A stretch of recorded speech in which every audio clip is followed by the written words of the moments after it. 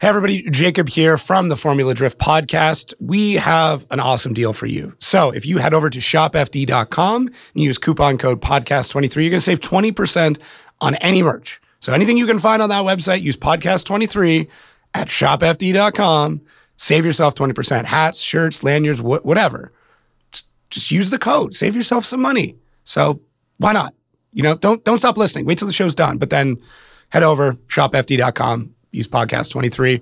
We'll see you guys out there. All right, everybody, welcome back to the Outerzone. My name is Jacob Gettins, and today we have Dylan, the Dozer Hughes. How's it going, bud? Good, man. How are you? Not too bad. Not too bad. Have you fully adopted the Dozer nickname at this point? Like, is it? Yeah, at this point, it's not like I really have a choice. I asked Jared actually if I could change it at the very beginning, and he said absolutely not. And I was like, okay, well, here we go. It could be worse. You could go back to Dill Pickle, and then you'd have real problems, right? That's true. That's true. I hate pickles, and maybe that is the reason why I hate pickles, because growing up, people always call me Dill Pickle. So, like, maybe pickles are good. I'll never know because I'm so far down the path of I have to hate them that that's just my life now. Once you kind of get known for something, you almost kind of have to lean into it at that point. So I get it. Like it becomes part of your persona, right? Yeah, exactly. Do you hate almost all hilarious pickled how items? much I hate pickles. I think so. Yeah. I do. Yeah. Yeah. just went for it. You're like, yeah, I'm just taking that whole genre of food and I'm just getting rid of it. Yeah, I mean, I'm going to try pickle one day in secrecy and I'm actually going to like it. And I'm going to be like, man, like, that's it. I just can never have this again. That's it. It's like when somebody quits smoking and has to hide it, like from all their friends and stuff, right? Exactly. You're just like sneaking off into the parking lot to eat some pickles. Yeah, only when I drink, you know. Well, I only eat pickles when I drink. When I drink. Oh yeah. I mean, there's worse things to be to be hiding from your friends, so it's not too bad. Yeah, for sure. So yeah, the Dozer, I wasn't in love with it at first, but like now it's kind of cool. You know, every time I ram into somebody, they're like, "Oh, the Dozer," and I'm just like, "Yeah, that's kind of cool." Yeah, I know we talked about it before, but I feel like it's one of those moments when you get your nickname from Jared, you're like, okay, cool. Like I know I've kind of cemented in the ethos of FD. Yeah. So that's not too bad. I mean, it could be worse. You could be the Walmart greeter. I feel so bad for Travis. Although I think it's now switched to the speed reader, right? The speed reader. And man, honestly, if he had like 4 kids or more, we could just call him the breeder as well. The breeder. Which would be pretty hilarious too. Travis the Walmart greeter, breeder, reader. Yeah. That'd be gnarly. I mean, maybe we should suggest that to him. Be like, look, man, you're going to have to find somebody, settle down, and have 4 kids like right away. Yeah, you're like, you have to immediately. Yeah. Yeah. So are you allowed to talk about what you were up to today? Or Yeah, absolutely. I posted all over social media. It's all good. So we went, we took the Bonneville bike over to a local dyno here. I live in Southern California, so we took it over to a shop that we pretty much just cold called, and we're like, hey, we got to dyno this thing and make sure it's running good before we take it back to the Bonneville Salt Flats this year. Right. So 21 was our first year that we did that. We did 191 mile an hour average over a mile. Jesus. And the only reason that we didn't go any faster was because all of the stock bikes these days, everything that's new has a 186 mile an hour speed limiter on it, which is 300 Ks. So for whatever reason, they don't want you going any faster than that. That's still pretty fast. But at the end of the day, I couldn't go and test it, right? I didn't know that it maxed out. I jumped on the bike and it smacked up to $150 on the highway. And I was like, oh my God, this thing will do 200, no problem. Yeah. So had to get rid of a bunch of the safety stuff on it. So I've been going through a couple different like plug-in style tuners, trying to figure out what will delete all of the junk off of it that we don't want. It's got wheel speed sensors, wheelie sensors on it, traction control, ABS, all this junk, and we don't want any of it. So we got to figure out how to delete that. We went to the dyno today. It made good power, but the tune wasn't quite right. So we got to go back and forth. And anyway, we went to the dyno with the motorcycle today, and it went okay. What's the base bike that's under there? It's a 2021 Kawasaki ZH2, so it's a supercharged 1000.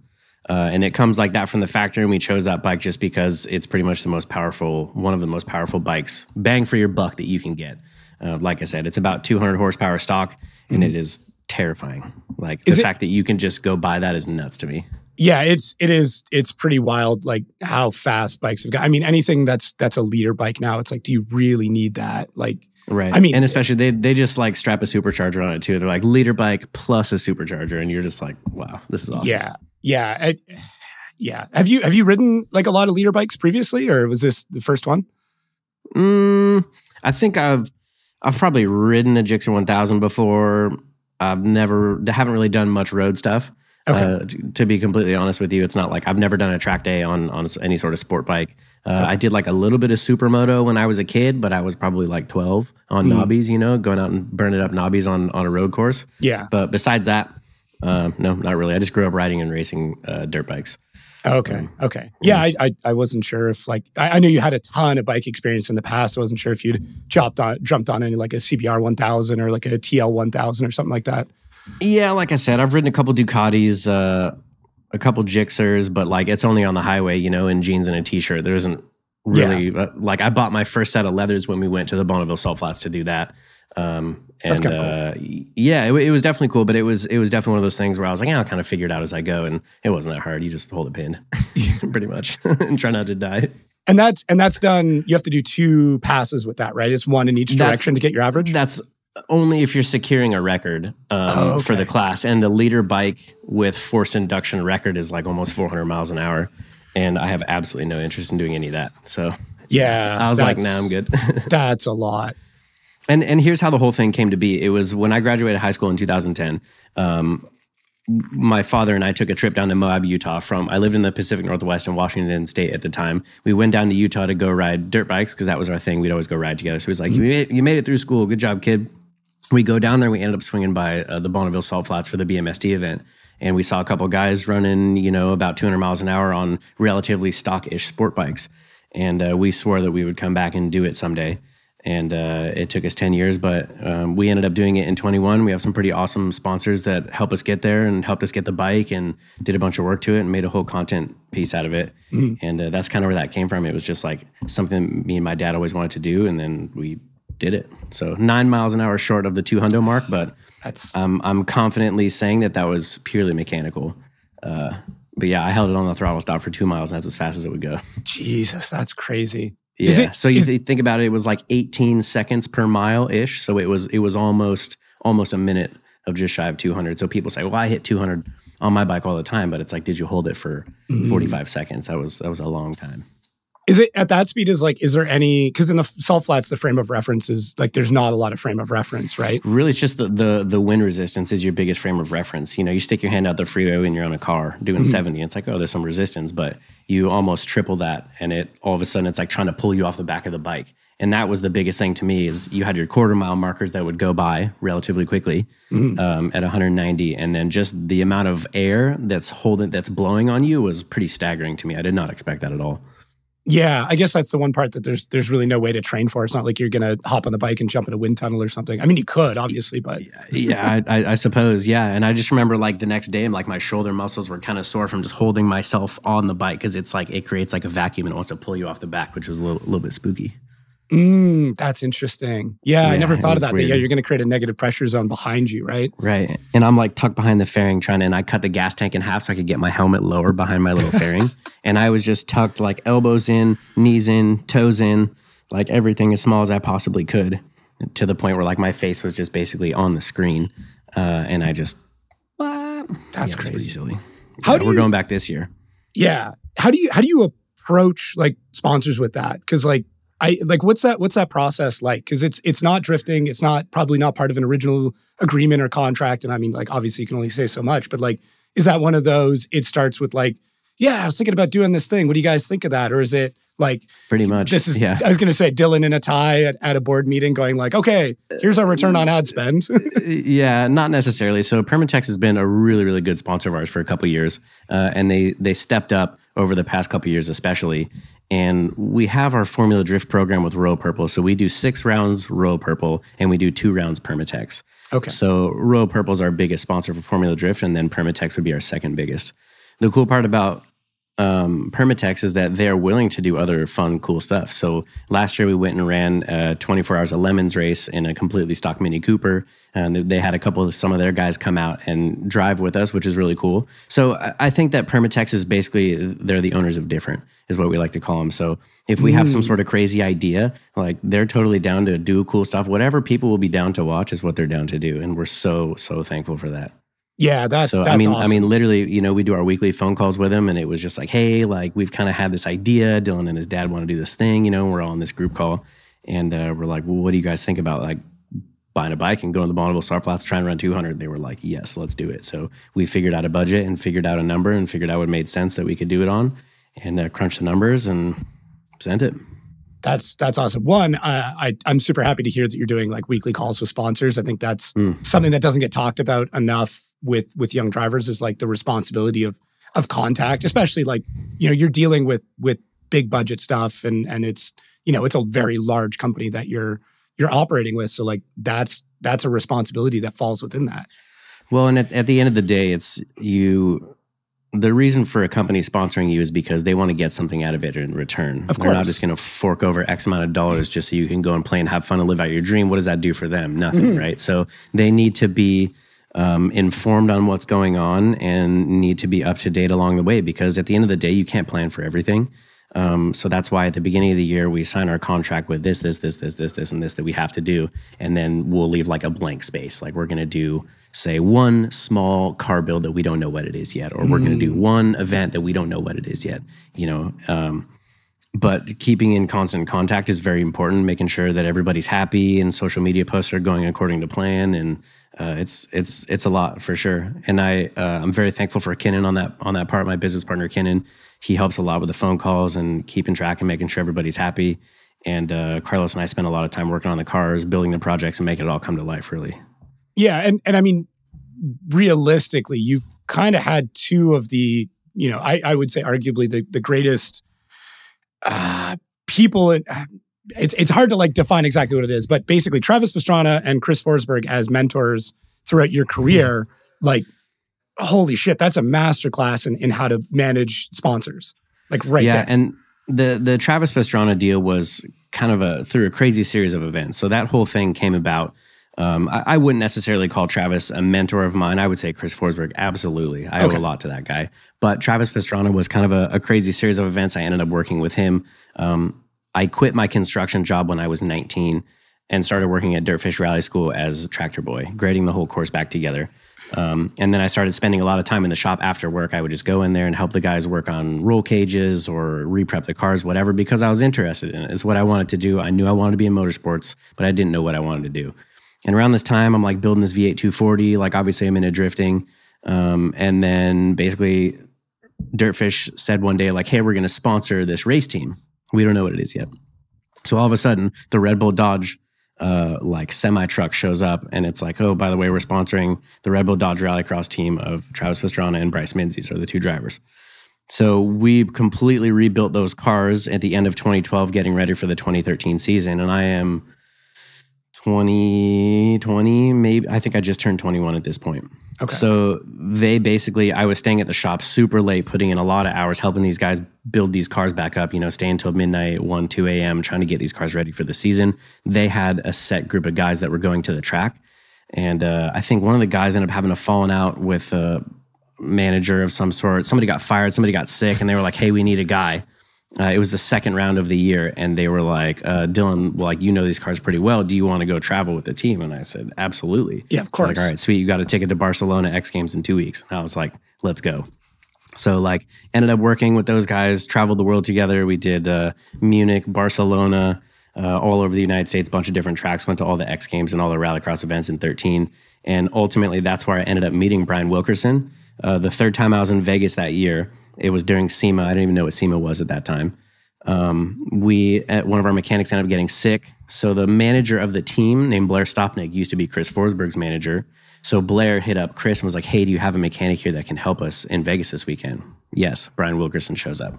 And I'm like, hey, I'm Dylan. Hey, I'm Brian. What do you do? He's like, oh, I'm Chris Forsberg's crew chief. And I'm just like, massive drift fan. I'm just like, no way. Like, dude, that's so sick. So we immediately hit it off and started like hanging out throughout the weekend, and we worked well together. And that's what the first time I ended up meeting Forsberg and Vaughn was down to Fremont Street in Vegas, 2013 during SEMA. And, I like met Chris. I'm like, what? He was like, oh, hey kid, cool. Psh, all right, see you later. And I was just like starstruck, And then Brian, I harassed him all weekend. I was like, I didn't have plans to run a race team next year because I knew the Red Bull Dodge deal was going away. So I was like, Brian, like, let me know if you need help. Let me know if you need help. Like all weekend. I was like, yo, like this drifting stuff is it, And, okay, so I'll let Chris know. And literally my phone rang one day. It was a Pennsylvania number, and I answered it. Hey, is this Dylan? Yeah, this is Chris Forsberg. And I'm just like, oh my God, this is not happening. He's like, hey, like Brian says you're cool. Like if you're down to lend us a hand, he was bringing on Castro to drive his second Z at the time.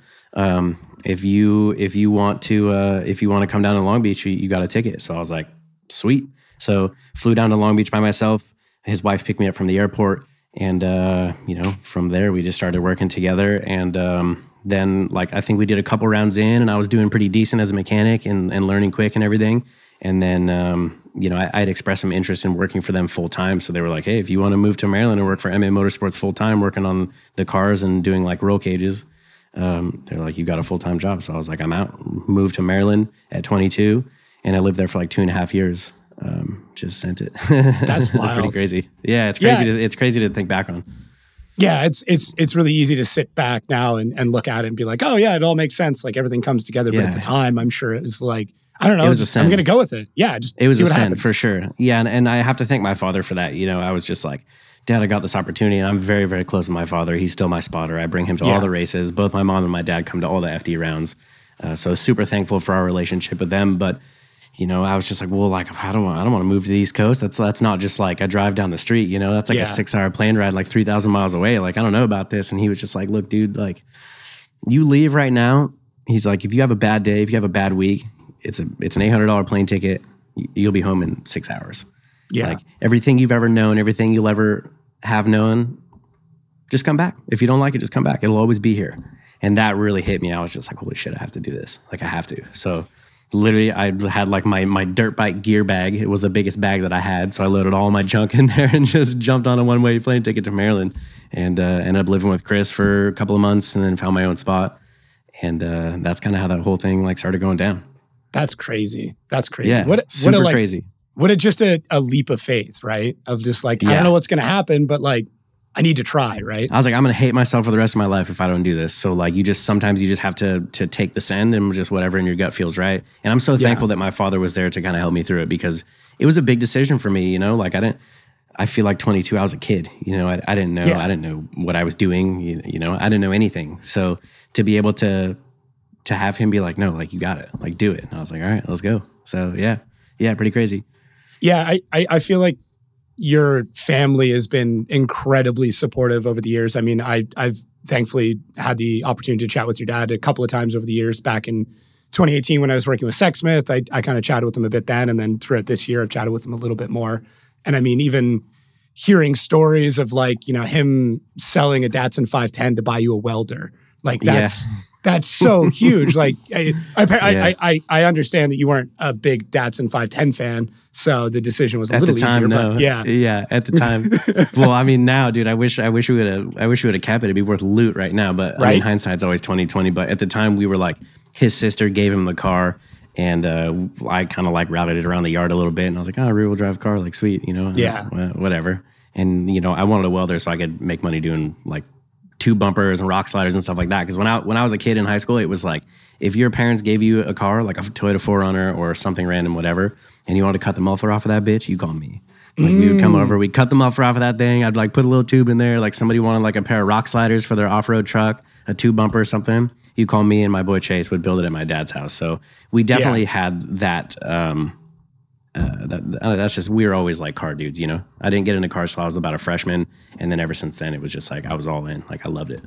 Yeah. And I mean, at that point, it was, I mean, you just balls deep in high school. I mean, basically living in, was it Mr. Mayer's class and just living the welding life, right? Yeah, like just doing I took 7 semesters of welding metals manufacturing in high school. Luckily, our school had a really cool welding program, so I was a teacher's assistant in the whole thing. So I could, after I did it a couple times, like got decent at it, I didn't have to do all the bookwork and everything. I could just show up and go build pretty much whatever I wanted at any time, which is pretty cool. Yeah. So very, very thankful for that. And I basically I remember being like guilt tripped into getting into cars because I was always into kind of welding, but not really automotive stuff. And I remember one of my buddies in that shop class was like, oh yeah, like my buddy got a new truck. It's got a 350 in it. And I was like, what's a 350? Is that big? Is that good? What motor is that? I have no idea. Is that a 4-cylinder? Is that I don't even know what any of that was. And I remember I was just like, I will never look like a fool again. You know what I mean? Because I was like, I don't know what that is. And they were all like, oh, you don't know what a 350 is. And I was just like, basically got guilt tripped into getting into cars, basically. I like to say that. That's funny. I mean, I realistically, I didn't get into cars until my first year of college because my car was breaking down and like I had opportunities. I had an old Tacoma, similar, like that I never worked on. I never did anything with. My stepdad like still bugs me about it to this day. And then I got to college and like my 98 Protege would break down. And it's like, do you have $600 to do the brakes or are you going to learn how to do it yourself? So that was like, mine. Right. Yeah, I didn't have. That's so cool. Yeah, I didn't have much of a choice. I was like, stuck, and I'm like, okay, I guess I better buy some wrenches and figure this out myself at that point. You're like, all right, in the parking lot, here we go. Hopefully it doesn't rain today. Basically, yeah, it was in my driveway of the house I was sharing with like 8 people in college, and like nobody worked on cars, so straight frat house. Yeah, that's exactly what it was. I was in culinary school at the time too, so you can imagine how wild that was. Yeah, nice. Yeah. Did you didn't do, I guess based on this timeline, you did no post-secondary education. Like, I'm sure high school was a struggle. I'm sure just getting to graduation wasn't easy. Yeah, I didn't know, I wanted to go to college for the social aspect of it, but I did so terrible in high school. I mean, I got my first job when I was 15. My buddy used to come and pick me up from my house and drive me to work after we got out of school. And as soon as I found out somebody would pay me for my time, school was out the window. I didn't care at all. There was nothing that could be said that would change my mind about it. I thought it was a waste of time. I hated it more than anything in the entire world. And I would literally remember getting off the school bus every day after work. I would throw my backpack up on the porch and I would walk straight out to the garage and I'd put my dirt bike gear on. And fortunately, we had like a massive network of logging roads that were that were like a quarter mile down the road from the house. Mm-hmm. So I would just like, my parents would know I was home. I would the motorcycle start up and I would like do a couple laps around the yard and then I would just dip and I'd be gone till almost dark. And that was my only saving grace, was that I needed that so bad because I just absolutely despised school more than anything in the world. I just thought it was a useless waste of time. And then, everybody, you start to talk to friends, oh, where are you going to college at? And I was like, I wanted to go for the social aspect of it. I like partying and hanging out and meeting chicks and stuff, but it just wasn't in the cards for me. I didn't want to pay for it. I wasn't willing to go into debt for it. And I just wanted to make money. So that's when I started doing like underground work, like construction type stuff. Realized that was pretty difficult on your body and it wasn't a career for me. I was just like happy to be making money.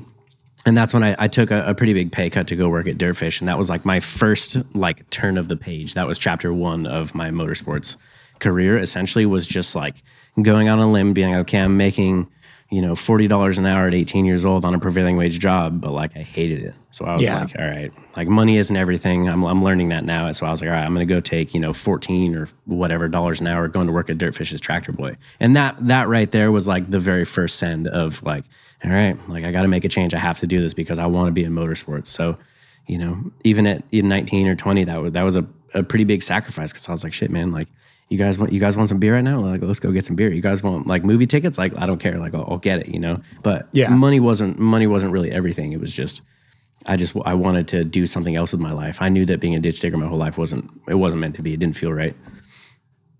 Yeah, I understand what you mean. Like it's that search for something that, you see the path that everybody else is going on and it's like, nah, something about this doesn't feel right. Like it's not, their excitement is not my excitement. I want to be ripping up and down the road. I want to be buying cars off eBay and flipping them and shredding them over at Little John's place. Like, that's the stuff that I want to be doing, not sitting in college in class, right? Yeah. No, the school thing just wasn't for me, man. And like, I wouldn't be opposed to like a trade school. I don't think that would be a bad thing, but it felt like I already went through trade school because I did 7 semesters of welding metals manufacturing. Like, I knew how to weld. I knew how to fabricate oxyacetylene, MIG, TIG, like whatever. I knew it all at that point. So I was like, I feel like going to a fabrication school might have been a little bit redundant. Not to say that I knew everything or still do know everything. Like, that's absolutely not what I'm saying. But I was like, I feel like I could just do it. Like at this point, I knew how to bend tube. I knew how to MIG weld like decent. And we had already been building 2 bumpers and rock sliders for our bros' trucks and everything. So I was like, I can't pay for it. I don't want to pay for it. I didn't want to go into debt. I was like, no way. Did you ever finish that T-Rex skeleton in high school? I don't think so. No, I don't think so. I think what ended up happening was I did so bad on all my other classes. I ended up failing too many classes, and then I had to go to 0 period, and then I had to retake a class that I ended up failing, so I couldn't take my 8th semester of welding metals manufacturing. So I never got to finish it because of my terrible grades. I mean, I'm talking dog. It was like a 1.8 GPA average, like forever. Like I was just not into it. I was like, homework. I'm like, yeah, I don't care. I'm not doing it. There's a quote that I found from your yearbook that I think really explains the entire situation and your mindset in high school. And I'd be curious if it still matches today. And it was, you get the most responsibility in CTE over any other class. I have leadership roles over other people, and I get to use dangerous tools. I manage my own time and other people's time and get to make sure that projects are done and not screw around too much. I feel like that was pretty prolific for a sophomore. I haven't heard that probably since I said it back in the day, but that's pretty damn close to how I live my life even today. So ain't a damn thing changed. Changed. You're managing time and trying not to screw around too much. Yeah, I mean, there's obviously going to be a fair amount of screwing around. That's part of doing what we do. But yeah, of course, too much. That's the razor's edge, the fine line right there. Right. It still allows for a fair bit of screwing around, and that line is kind of blurry, right? Yeah, for sure. do you? I've always found that like guys coming out of rainy environments tend to do better in drifting, and this is nothing against like California drifters. I think California drifters do well solely because they can get seat time like almost nobody else can. But there's something about the Pacific Midwest. There's something about the, not Pacific Midwest, the Pacific Coast, the Midwest guys. There we go. There's Northwest, yeah. Northwest, yeah. Thank you. That there seems to be something about driving in snow and driving in wet weather that just develops driving like nothing else can. How do you feel about that? Yeah, no, I think that's absolutely true. Like when I was working at Dirtfish, that's when I ended up buying my little E36 that is now my grid life car, my practice car, we'll call it. I ended up buying that thing, and like every day after work, it was raining. I'm going street drifting. Right. Like, hate to say it, but like we had a bunch of right. In theory, we had a bunch of mountain roads, and like I could drive up, Interstate 90, like up towards Snoqualmie Pass, and there would be like random little off ramps that like is pretty popping in the summertime, but in the wintertime, it's just pouring down rain. Nobody's up there at the river. So like there was all these cool little areas that we would go. We have our little layouts we would do with a couple of my buddies, but if my buddies weren't around, like I'd just go up there and like hot rod around by myself. Never really got caught, never really got in trouble for it. One time I went up there and like, for whatever reason, it's like a blind corner, and usually there's never anybody up there at this time of year. Just this one time I was like, you know what? Like I'm just going to drive around this corner just to check. Drove around the corner, there's a police officer sitting there, and I was like, holy shit, I'm so glad I didn't drift that corner. So I turned around, I'm like, man, I drove all the way up here. Like I really want to go drifting. And I was just like, I'm going to ask this dude. I'm just going to ask him. Fuck it. Cruise over there and like, hey, and he's like, well, what's up? And I'm just like, well, I like just did some stuff to my car, and I was wondering if I could like, whip it around a little bit. And he was just like, looks around. He's like, I'll tell you what, I'm gonna head east. You just do your thing. And he just drove off. And I was like, no way, this is the best. And it was like me and my buddy Chase, he was with me, and Chase Schmidt, actually, he ran Pro 2 for a year. And so we ended up like brapping around or whatever. So I will be honest, a little bit of street drifting in my background, but not anymore. I just try and keep it real low key as much as I can. Around Costa Mesa, it's not really a street drifting friendly area. But I think at the right place at the right time, maybe there is a small place for it. I don't know, I might get in trouble for saying that, but and that's just what we did, like there was nobody around. So like it was raining, like I'm just going to go like slide around. So I think that's probably where some of those skills came from. That and growing up riding and racing dirt bikes definitely helped too, because you're constantly used to that loose back end feel, reading your terrain and all that kind of junk. So I definitely think that the Pacific Northwest definitely helped me with that a lot. And I think that showed in Orlando for sure. Yeah. I mean, last year's Orlando. The wet weather stuff. I mean, if you look back on it, it's like, yeah, I mean, obviously you did incredibly well. But yeah, you see that with those guys. I mean, a good example too is I think it was 2018, Sebastian Gauthier and Riley Sexsmith in Pro 2 in the rain, and that was at Irwindale, and like both those guys were just. I mean, I think Jamie. Riley ended up crashing out, but like it just shows like both of those guys coming from Canada just incredibly comfortable in that type of traction environment, if you will. Yeah, for sure. And once you kind of wrap your head around what the car is going to do, it is fairly predictable. There's always the surface changes are always really tough. Yeah. Whether it's concrete or asphalt, or if they put that sealer in between like cracks, if they seal the cracks, if there's a bunch of that, it kind of messes everything up. But once you, especially like you're doing an FD track, you do the same lap several times, right? You kind of learn the surface. So once you learn your surface and you know what the car's going to do and you got a decent setup for it that you know works for you, then like it's just that kind of slow motion. And then all of a sudden it becomes kind of fun, but also a really good challenge because it's essentially damage control in my opinion. It's just whoever can mess up the least, because you're going to wobble, you're going to wiggle, it's going to grip up, and you're going to like almost straighten, and all these different things are going to happen. So to me, I think winning Orlando was just damage control, really. Yeah, I without like going back and watching the whole thing, which I probably should have, but yeah, that's a lot of wet weather stuff, and it's interesting too because like Chris also talks about how much he loves running in the rain, and it's always funny to see kind of how that lineage goes down and like trying to compare drivers based on where they started, what they ran. Like I don't know, I get really nerdy about that kind of stuff of like, okay, who did this guy learn from? Like, why is he good in this environment? Why is this their type of driving? What is their car setup? And I feel like, I mean, obviously coming from where you came from, the dirt bike background, you did some flat track dirt bike stuff too, if I'm not mistaken. Like a little bit, yep. That's big, yeah. Yeah, and that's all like, you know, your sense of balance and basically what you're feeling through your butt. And that's all driving a drift car is you are giving inputs to the car based on what you feel through your butt, because you're just being cradled in the seat, right? So you're you're reacting based on what you feel, and that is every single bit of what is pretty much anything on two wheels, especially in the dirt world where you're constantly slipping and sliding. The only difference is that you move your weight around on the bike changes how it acts. In the car, you're just locked in. You just you change everything with the wheel or your other inputs on the floor. But you know, and even in FD Orlando 2022, the year that I won that event, I don't think that was necessarily my best driving I've ever done. Like the tandem wasn't insane. Like I look back on the event and I'm just like, could have been doing better. Like in the finals of Forsberg, I should have held the throttle through the transfer, and I bitched out and whatever.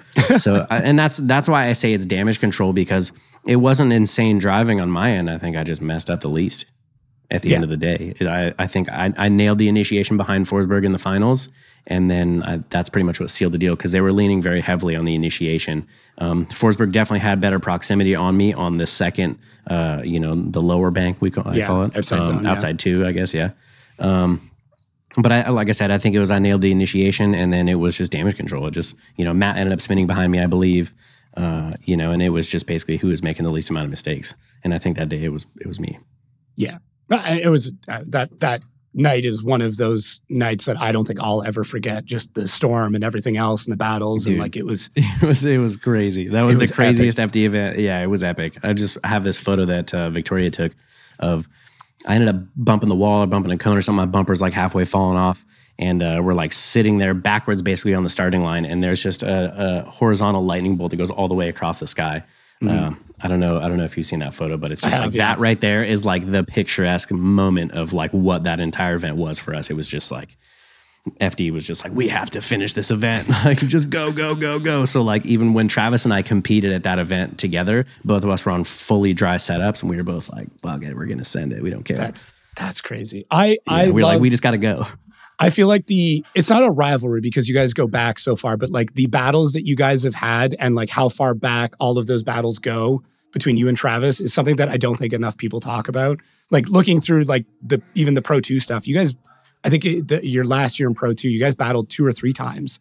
And it was like 2 or 3 times. Yeah. I think we both did 3 out of 4 podiums that year in 18? Yep. So me and him were kind of just like going back and forth. Like, you know, we were both standing on the podium. He beat me for the win one time. Yep. I don't know if I ever beat him for the win one time, but it was crazy just back and forth. We were both podiuming the whole time. And then it was like, it ultimately came down to Irwindale, and then he didn't qualify for whatever reason. I wrecked my car, took parts off of his car, put it on mine.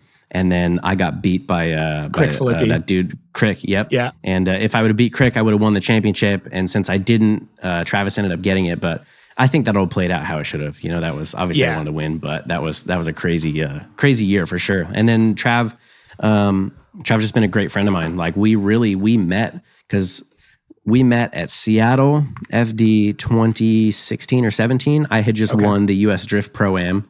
Right. In 16, and then he won the Evergreen Pro-Am in 16. So it was basically like Biggie and Tupac, like East versus West type deal. Yeah. So like when I met him, I'm just like, I heard a bunch about this dude, and he heard a bunch about me, but then like we were kind of like standoffish at first, and then we just clicked. Like P&W boys, we just clicked, and we started hanging out. And then it just became really fun to just battle it out with your homie, and then like podiuming all the time in Pro 2 was super fun. And Trav's a homie, man. He's a good dude. Yeah, he's a great guy. It's one of those, like I said, just one of those like histories that I don't think gets touched. There's so much that goes on in FD, and it's really difficult to like try and shine a light on everything. But like going back through, looking all the battles you guys have had, looking at how similar cars were for such a long time, like it's just crazy how, yeah, like Biggie and Tupac. That's I think the perfect analogy where it's like it could be portrayed as a beef, or it could be portrayed as like this epic friendship, right? Sure, yeah, exactly. And we had very similar cars. We're both S13 coupes, NA V8s. And then I jumped on the E46 train first just because I got the opportunity to drive the Huddy car in 2019, fell in love with the chassis immediately. And I already had my E36 for a couple years at that time, and I loved the way it drove. But I never got to drive a BMW E46 chassis with good power. And that was the first time when we did the Huddy car. It was 630 wheel horsepower NA 454 V8. And it was good for sure. And then I drove Rad Dan's Supra in the street in front of his shop. And I was like, no more V8s for me. Like, sold it, all of it. Like, all my V8s were gone. I have only turbo inline 6-cylinders now. Yeah. And Travis is just like, oh, you're fucking... I love turbos, dude. They're the best. Something about the sound, right? There's just... And that, like, that buildup of horsepower, there is something very addicting about it. A 2-stroke versus 4-stroke dirt bike is what I ultimately relay that to, is the best way to describe it in layman's terms. And then once you add the nitrous on top, it's a 2-stroke dirt bike with nitrous. Nitrous is its totally own ballgame. So it feels like a V8, but you still have the amazing sounds and that turbo power band of a turbo car. So I don't know. I drove Dan's practice Supra in the street in front of his shop, and I was like, I'm done. Like, this is it. Sold my 240s, sold my V8s, and put a 2J in my competition car and never looked back. And what's funny about the whole thing is I remember I was working for Chris for years, and he had the NA VK56 with nitrous, the Nissan Titan engine. And that thing would sing, man. I loved it. I absolutely loved it. And then I remember seeing Forrest Wang, because Chris and Forrest had a pretty big beef back in the day, like 16 era, you know? New Jersey was that big incident, right? The pivotal moment for sure, right? So, and Forrest always had like the V8 stickers, you know? He always had like the plug in the ears thing. And I was like, that's whack. I was like, that sticker's so whack. That sticker's so whack. And here I am in 2023. And even last year, I'm just like, I get it. I totally get it. You're around this stuff for long enough, like, somebody starts up a V8 next to me, I'm like, would you shut that thing up? You know, like my 2J is just like, idling in the pits, all nice and quiet. But then it gets loud when you want it to be loud. Yeah. So it's just funny how things change is all I'm trying to get at. It's just funny. I just thought that sticker was so whack. And now I'm just like, I want that sticker. Like, I get it. I think it's funny too, because like Simon Olsen did the opposite, where he's like this diehard 2J guy, and then he gets an Odie's car, and then you're like, this is the best driving he's ever done. And it's and like, I don't think he'll sell his 2Js, but like there's definitely a lot more love for the V8s from him now. There's something to be said there. I mean, there's something to be said. Like, you know, he didn't have much luck. He drove good in his Supra for sure. I'm not trying to doubt the guy's skills. Like, he shreds for sure. But it's really been interesting to see him this year to transfer over to that supercharged package and then just like kill it. Way up from last year. Like, I think he's doing way better. So I'd be curious to drive like a proper supercharged setup like that in an E46 and then see if someday I'll change my mind to go back. I don't know if that'll happen, but I don't know. I'd just be curious because I haven't driven I don't think I've driven a force-inducted V8 ever, honestly. You could go with the Hurst setup, right? The giant single, and that's best of both worlds. I mean, that thing vomits flames out the hood, and I absolutely love that about it. Yeah, it's pretty cool. It is pretty cool. Yeah, that car reflects his personality better than like almost any car on the grid. Oh, like it's magical. I remember seeing his Instagram post where he took it to like a mud drag with like paddle tires. But tractor tires. I'm like, this dude is a psycho. Dude, he's like, oh, the FD car? You mean the one that I crashed? And like, he was basically like to the internet was just like, I don't care. And I was like, this dude's awesome. Dude, it was still. I was talking to him in Irwindale, and it's like not Irwindale, Long Beach, and it still had mud in it. Like there was still like mud sticking inside fender wells and stuff. It's crazy. He's hilarious, and he shreds too. He really does. Like he's been stepping it up this year too. He's been looking good. Yeah, it's steep competition, man. You don't want to battle anybody. You get your 32 bracket, and it's never an event where you're like, yes, like I want to run this, dude. Usually, it's not a walk anymore. Yeah, you're like, all right, everybody shreds. Like here we go. Hopefully, we make it through the 32. Like the 32 is by far the worst battle of the day. Once you make it through that, it's the worst, in my opinion. I don't want to name names, but like there were guys previously where you could be like, oh, this would be an easy win, and then now we see them qualifying incredibly well, or almost taking out Osbo, or what, like these weird situations where you're like, what the hell just happened? Like this guy should have been a walk. Yeah, nobody's a walk in the park, man. Like there's 30, however many competitors, and like everybody's good. At the end of the day, everybody shreds. And it's like I said, the 32 is the worst because there's this massive build up to it where it's like, you know, you fly or drive to the event for a couple days or whatever. You've been there for a couple days, you practice, you qualify, all this different crap, and then it all boils down to this one moment. And if you lose at 32, you don't even get to like technically go into the show. You don't get to go stand in front of the crowd, do your wave. And so that's by far, in my opinion, the most nerve-wracking one. And once you get through that, sometimes you could find your groove, and then if you make it through the 16 into the 8, at that point you're just like ready to party. Like you're like, okay, cool. Like even if we go out at this point, like I know I'm top 10, like I know I'm getting good points. Like okay, sure. Like I don't want to lose, but yeah. And it's not like you can, you know, say like a dirt bike race or like even like a regular car race, like an endurance race. You know, like you start going, oh, I made a mistake in the first turn. Okay, I can get it back. You can find your groove. You can settle in. And there's been stories where dudes will come from 10th place and come up and win. You don't get that in drifting. You have 45 seconds and you go right now. Okay, you ready? Oh, just kidding. Commercial. Yeah. And you're just sitting on the line, just boiling in your car like, okay, you ready now? And you're like, well, no, I was 30 seconds ago or 3 minutes ago. And like, okay, go now. So it's just, I think that drifting is so mental that it's just whoever can turn it on like now. Yeah. Like ready to go 100%, put that bumper on the wall, drag the whole bumper on the whole way, and then be able to push someone's door in like at the drop of a hat. And that's why I think it is so difficult, because it's like, I think anybody can go out there, run good laps in practice, be like, okay, I had a good lap, pull to the starting line, and then go and do it again. And be like, that was a sick lap. But it's like, sit out of the car for 2.5 hours, sign autographs, sit in the sun, eat food, get tired, then strap back into the car on a track that's a different temperature. Okay, now go run his door after waiting for, after being out of the car for 2.5, 3 hours. And, the nerves will get to you on that. And that's what I think is so wildly, what's the word I'm looking for? It's so different than any other sport. Cutthroat. It's just cutthroat. Like, it's just like, you do this right now or you lose. You stop drifting, you lose. You don't touch your bumper on the wall, you lose. Like, it's just, there's so many ways where it's just like, oh, you messed up, you're done. Like, you have 45 seconds to shine, and if you blow it, like, you're going home. Doesn't matter how far away you came from. It's just crazy. And it's so cutthroat, and that's why I think that it's the absolute highest of highs and the absolute lowest of lows I've experienced in drifting, and that's just how it is, and I think that's why we all love it.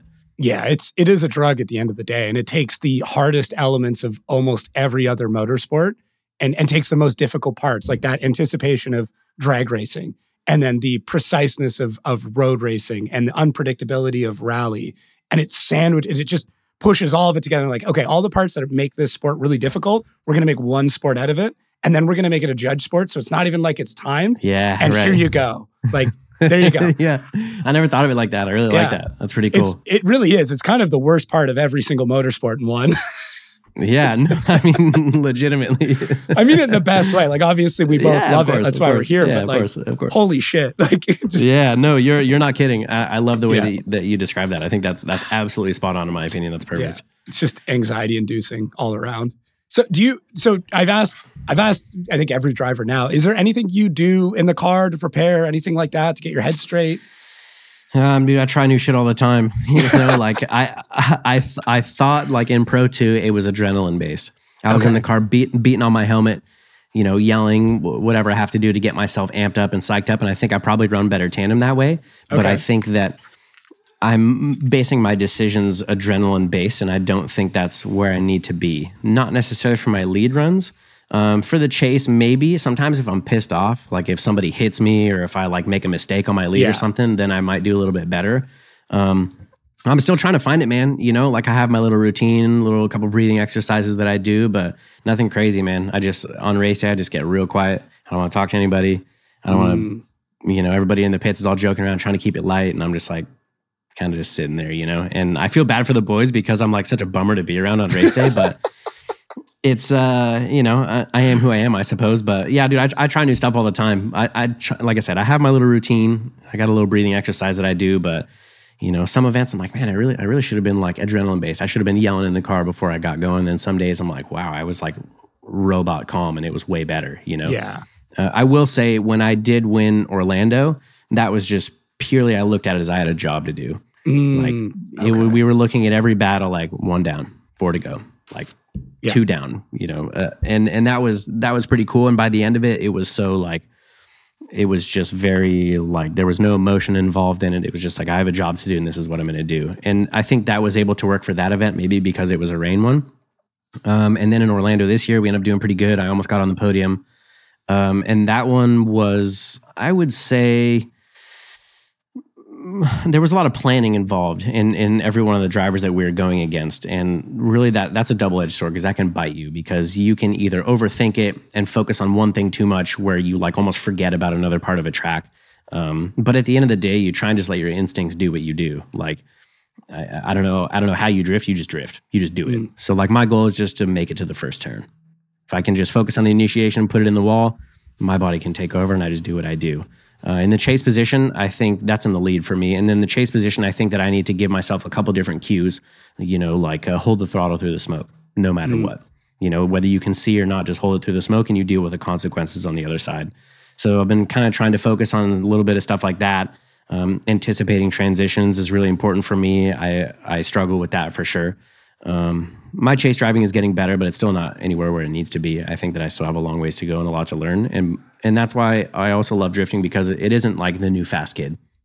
You could put like in dirt bikes, you just have this like young kid who just has no fear. He just holds it pinned and he just deals with it, Drifting is not like that. It is much more wisdom and dealing with something that is thrown at you and making the split-second decision and making the right decision every time. Like if the car's in a different spot that you anticipated, like you have 1 millisecond to adjust and react or else you're going to blow your transfer or go off the track or lose proximity or something like that. So I think drifting is much more wisdom, and that's why I think you find older people driving in it. Osbo's 30-something, Forsberg's 40-something, Turk's upper 30s. I think that it is wisdom, and it's just being in those situations and knowing what to do in real time. That's what I think is kind of cool about it. Yeah, we do see the young guys like a Brandon Sorensen coming in where it's like you can tell he has no fear and he has like natural instinct, and it's that wisdom that it seems like he's still building up to kind of get him to the next level. And that's, nothing against him. He's an incredible driver. And he's been doing it for so long. And then, even in Pro 2, we see Jay the Drifter come in. Same thing, just no fear. Like you can see the way he's driving, but the wisdom part is that's the time thing. You can't cheat that. You can't fix that instantly. Like it takes time. It takes seat time. It takes situational experience. Right. And you go back, and every time I go back and look through the live stream later, I always get so irritated with myself. I just get pissed because I'm just like, what are you doing, you idiot? Like you should have known he was going to do that. But like hindsight is always so 20/20, and you can only just watch it later and learn from it. That's the only thing that you can really do. And I try not to get frustrated with myself, but it's so easy to sit on your couch and watch it and be like, well, all you had to do was this. You know what I mean? But if you read any comment, you know that. Exactly. And you just got to put that shit aside. Like whatever, there's keyboard warriors and that's fine. But it's just one of those things, man, where it just seems so apparent after you watch it after the fact. But like at the end of the day, you're just dealing with what's coming at you in real time. And sometimes that stuff just seems so apparently obvious later on, and that bothers me. I just watch it and I just get pissed. I'm like, God, I suck. You know what I mean? Or like I did something cool. I'm like, all right, go me, But I'm pretty hard on myself. I expect excellence, and anything else is unacceptable in my opinion, And I'll be the first one to admit when I make a mistake. I'm not a blame it on the car guy. I just, I'm fully okay with accepting my faults, and if I make mistakes, I think that's really, really important for growing as a driver. Is just like looking in the mirror and be like, yo, you fucked up, dude. Like that ain't nobody else's fault but yours, And I think that's part of progressing, and I just hate, I hate the excuses, But I don't drive as much as I should, for sure. I don't have a sim. I don't do that. I should, but. Yeah, I don't drive enough, in my opinion. You're at a Grid Life a couple weeks ago, so that's definitely some good seat time. That's good seat time, absolutely, for sure. That's really good seat time, and the car is pretty similar now. It's a 4-speed dog box, quick change, like 500-ish horsepower, 3-liter M50 in that car. So it boogies. You could find yourself, getting yourself into some trouble if you don't know how to handle a car like that. Like, I feel like people these days they'll bat an eye at 500 horsepower, like. I don't know. 500 horsepower is a lot of power. Like I don't really think people understand. Like everybody makes 1,000 these days. So like the 1,000 is like the new norm. We're jaded. But like if we're all super jaded. So if you get in a 500 horsepower car and just hold that thing to the floor the whole time, like all of a sudden you're doing well over 100. Like pretty freaking quick. So you got to respect the power. But I don't drive enough, but I'm working on it. I'm trying. That's good. So as a fellow diesel drifting enthusiast, I want to pick your brain about this because especially seeing like what the Black Smoke Racing guys are kind of doing now, and they're progressing in competition level drifting, and we're starting to see, hopefully, I mean, going over to Europe, you see diesel drift cars all the time. But as somebody who has been able to drive a high horsepower diesel drift car as well as an FD level diesel drift or FD car, do you think we will get to a point where we will see a diesel FD car? Probably. I would love to see it. I'd love to be the dude to do it just as a publicity stunt, whether it's competitive or not. I don't know. Yeah. Just because it's cool. I don't know. Yeah. I've always been a diesel guy. I've had a bunch of Power Strokes and Cummins and a bunch of different trucks. I've always liked it. But to me, this car, my diesel wagon doesn't make nearly enough power. Like I've never dynoed it. It's a fully mechanical setup on it. So it's literally just like a 10 mil nut on the side of the injection pump. It's so great. Like what you can do with those? It's comical. It's absolutely comical. So you have your boost screw and then your smoke screw. Your smoke screw. So it's like how much fuel it has before boost and then how much fuel it has on boost. So like a lot of people don't know that car has no ECU, no throttle body, no wiring whatsoever. If you took that engine out and set it on the ground, you ran power to the starter and ran the fuel line into a bucket of diesel fuel, it will run. Like no intake manifold, no exhaust, no turbo, no nothing. It will just run. Do you have a runaway flap on it at least? I don't actually. You know, I probably should, but I don't. No, I don't. I don't. But I do have the way that the injection pump works is there's a lever on the side of it where it will essentially kill vacuum to the injection pump, which will end up killing the fuel to it. The only way that it would run away is if it started running on its own oil. If it started pulling oil, which could happen. Which could happen. Yeah, it could happen. Which I probably should put some sort of like emergency flap on it. I just haven't got there yet. But it doesn't make enough power to be an FD. But dyno tells me like just riding it feels like 450 maybe, which is good power. Don't get me wrong, but that's not Pro 1 level. I think that you could probably turn it up and spray a bunch of nitrous at it. And you could probably run it at the Pro Spec level with that tire. I think it would be actually probably decent. But at Pro 1, I just don't know if it would be really competitive, at least with the engine I have. The new ones that are coming out, the M57 and the OM, what are they, 613s? 615, I think. One of the two. I know we talked about it a couple of times, Yeah, right. The Black Smoke guys, like they went and competed over the weekend and shredding, killing it. They were like, keeping killing up. It. And they said that, and they said that thing makes like, 700 or 800 or whatever it is. So I think with the OM 606, maybe, if you're doing some like really tuned in compound turbo setup on it with a bunch of nitrous or propane injection or whatever you want to throw at it, I think it's possible. But I still think that you might have like one hand tied behind your back because diesels are weird. And it's gearing too. Like the rev range is so limited that like you're going to have to row gears on tracks that nobody else is having to. Yeah, and it's very laggy, which I did not anticipate. So here's my thought process on the whole thing. I was like, okay, 3-liter 2JZ. I had a Garrett G35 1050 on it. Okay. That was my first year running the 2J. Did 850 wheel horsepower on 31 pounds of boost. I was like, okay, 3-liter, 10-to-1 compression. That's about the right size turbo for my diesel. The diesel is 3-liter, inline 6, 25-to-1 compression. I was like, I should spool this thing, no problem. Put it on there, and it was the most miserable thing I've ever driven. It was so laggy, I couldn't even drive it. And I was like, how does this make sense? And then so I ended up taking the old turbo off my E36, was a G25 550, which is a little guy, little turbo, and put it on there, and it's a blast. It gets down. Like, I feel like it pulls harder for longer now just because the turbo is on sooner. We were kind of learning this as we go because I was like, I've done like a little bit of diesel stuff and not like swapping turbos and shit, diesel stuff, Yeah. So it's inherently laggy, which like really surprised me, the 25-to-1 compression. So I don't know why it does that, but that just kind of seems to be the way it is. We ran a 175 shot on the 4BT in my other diesel drift car. And like, that was the only way, same thing. And it would run that up until like 10 pounds. And then it would wean off at that point. It was the only way to get it to do, like, low end was fine, but it just wouldn't get the wheel speed up quick enough. Right. It wouldn't, it would always like, and it would like pull its way up through, like, I want it now, you know? Clutch kicks don't work the same way. Like it doesn't pull it up. Like it is very weird. I'm glad that I'm not just like talking out my ass here. To hear that you were running 175 shot and still dealing with lag, I'm like, okay, cool. Like it's not just me. Yeah, it's such a different time. It's I don't know. I very much want to drive another diesel drift car. I bought that Chevette that we talked about. Like that's, Yeah.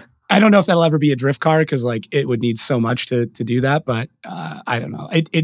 I would say every like 2 months, I'm like, I need to build another diesel drift car. I just have to. So what happened to your 4BT one? It was a raffle car. So we built it as like a charity project. It was a 4BT into a Mazda Miata. I don't know. It went pretty big there for a little bit. Sick. Yeah, so we built it, sold a bunch of raffle tickets, and then donated the money to local high school to help with their shop program. And then, raffled it off to a guy. So it was That's pretty awesome. Yeah, it was nuts. I'm honored to be able to have driven it, and part of me wants to build another one. Not a Miata though. That was silly. That's a humbling chassis, dude. Those things very much so. Very much so. It was humbling. Yeah, it was good, but I don't know. We'll see. I always toy around with it. I bought an RX-8 at one point to diesel swap that, and then another chassis that's okay but not great. And everyone's like, just buy an E36 and put something diesel in that. I'm like, I don't know. I don't have the time. They fit nice. I'll tell you that. I know. They do fit well. Other than adapting the trans, right? Other than adapting the trans, man, that was a bitch. But I think I kind of shot myself in the foot on that one. I was like, I got to put a 4-speed in it. It'll break anything else. It's got so much torque. And which probably is the truth, but I think I definitely made way more work for myself than I needed to. But so that one has it has a steel adapter that bolts in the back of the engine for a diesel ZF transmission that only comes in Europe.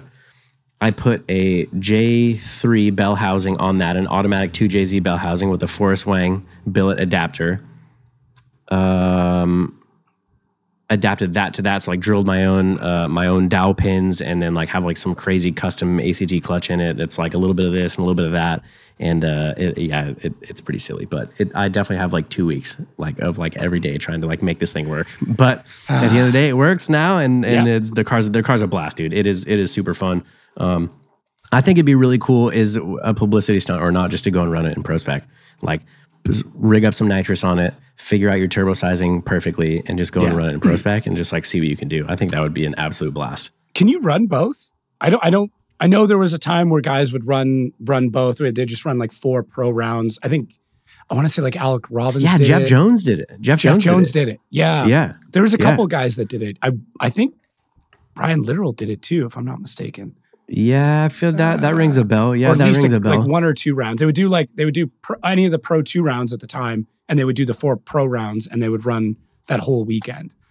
Right. I feel like Alec Robbins did. I could be wrong though. But yeah. I don't know if you'd be allowed to. That'd be sick though. I don't know how that would fit in a rule book. If you could now, yeah, right. Just show up with 2 cars and just like, I don't know. Not? That'd be wild, dude. That would be wild. That would be pretty sick, actually. I mean, next year. Let's see it happen, man.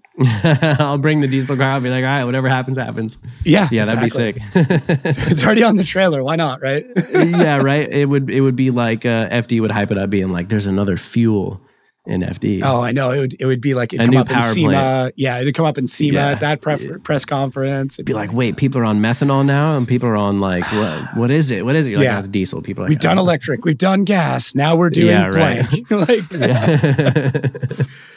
Rocket fuel diesel. Yeah. Right now, for the podcast listeners only, we're offering $5 off each ticket purchased on Formula Drift website by using FD Podcast when you check out. That is FD Podcast.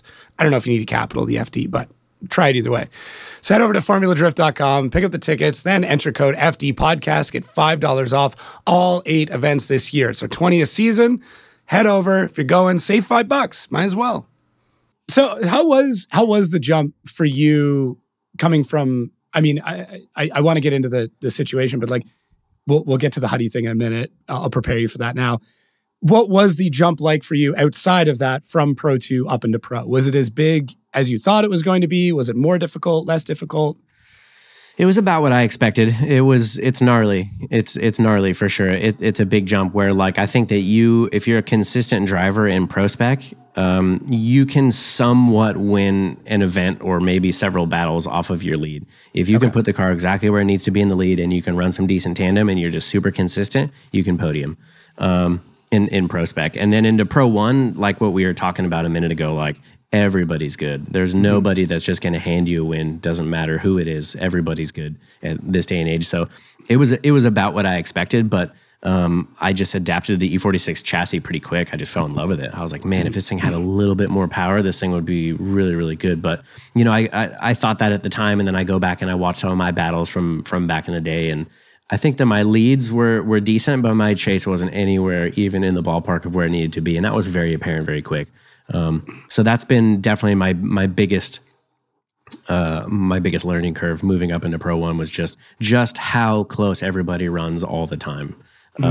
It was honestly about what I expected, to be honest with you. And then you throw in the drama on top of that of, you know, behind the scenes team stuff. It made it extra difficult. But I mean, at the end of the day, dude, I was just so stoked to be there. The fact that I was even running in Pro 1 was like the ultimate dream come true, and something that I had been working for, you know, 7 years probably. So the fact that it even happened at all, I was like, if I just get to do this and I never get to do it again, then I was like, check that off the list. Like, I'm stoked. So it's gnarly. It's gnarly. You know, double the rounds, sometimes double the horsepower, double the tire size, like, you know, double the less amount of proximity between the cars. And, you know, everybody expects perfection. It's Pro 1, man. Like, there's, you go watch qualifying in Orlando and it's just like, yep, everybody shreds, you know? So you got to have your shit together. That's for damn sure. And triple the cost too. Like, it's not even double the cost. It's more than that, because it's so much more wear and tear. It's so much more travel. Like, it's logistics, team members, hotels. It's a lot. Food's like the one like nobody talks about. It's like that's what I feel like that kills so many teams that like they're like, yeah, it's like, what is it? And it's a couple $100, and it's like, no, because like it's 2 to 3 meals and snacks for 3 or 4 days. Like, it's a lot. Yeah, for 3 or 4 bros as well. And it's like the food is the one thing that is so important, because that is the biggest like morale booster. If all the boys are fed, everybody's fat and happy. Like, they got no problem working on cars. They got no problem busting their ass until late at night, whatever we got to do. But if everybody's malnourished and moping around, it's 100 degrees out and you haven't eaten all day, and you're just like, that's how people end up getting in like screaming matches. And you know, we've all heard stories of around the pits dramas. And so it's really important. It really is. Like, budget for it, like actually budget for it, because it is expensive, especially nowadays. Yeah, it's not getting any cheaper. And you can't just keep forcing them with Chick-fil-A. Like, that's, you know, you got to do a little bit more. Yeah, it's like a good morning thing, and the boys are like down. It's like a treat, whatever. And then, you know, come the middle of the day, they want something else. You know. So I'm very lucky. My mom helps with that a lot. Like, she's got everybody lit up with the snacks, and she's on top of it with the food and everything. And I think that's absolutely detrimental for morale for sure. Yeah. All right, let's get into the tough subject. Let's talk about Huddy, because I think that's the fact that you drove as well as you did during that season and put up with that's an incredible feat to itself. I don't know what you can talk about. I can explain what I know or what I think I know, and we can go from there. So please correct me if any of this is incorrect. I'm an open book, man. Full transparency. Yeah. I don't care. We could talk about the whole thing. I don't have anything to hide. Like, I'll tell you the whole dirty details. Well, so from my understanding, obviously Huddy had a bit of a reputation. They had done some work with a couple of drivers. I don't think things with Alec Honadale were working out quite that well. You were in a situation where you were with Forsberg wanting to make the jump. Obviously, that's tough. You know, there's probably a cost associated with running specifically with Forsberg, but you were also in a situation where it's like, I want Dylan Hughes racing. I want my own thing. I want to be able to do this. Huddy's situation comes up. From my understanding, they own the car. You were working for it. And then, you know, beginning of the season, my assumption is promises that they made weren't kept. And then, you know, a lot of it came out of your pocket, friend's pocket, dad's pocket, everybody's pocket. Yeah.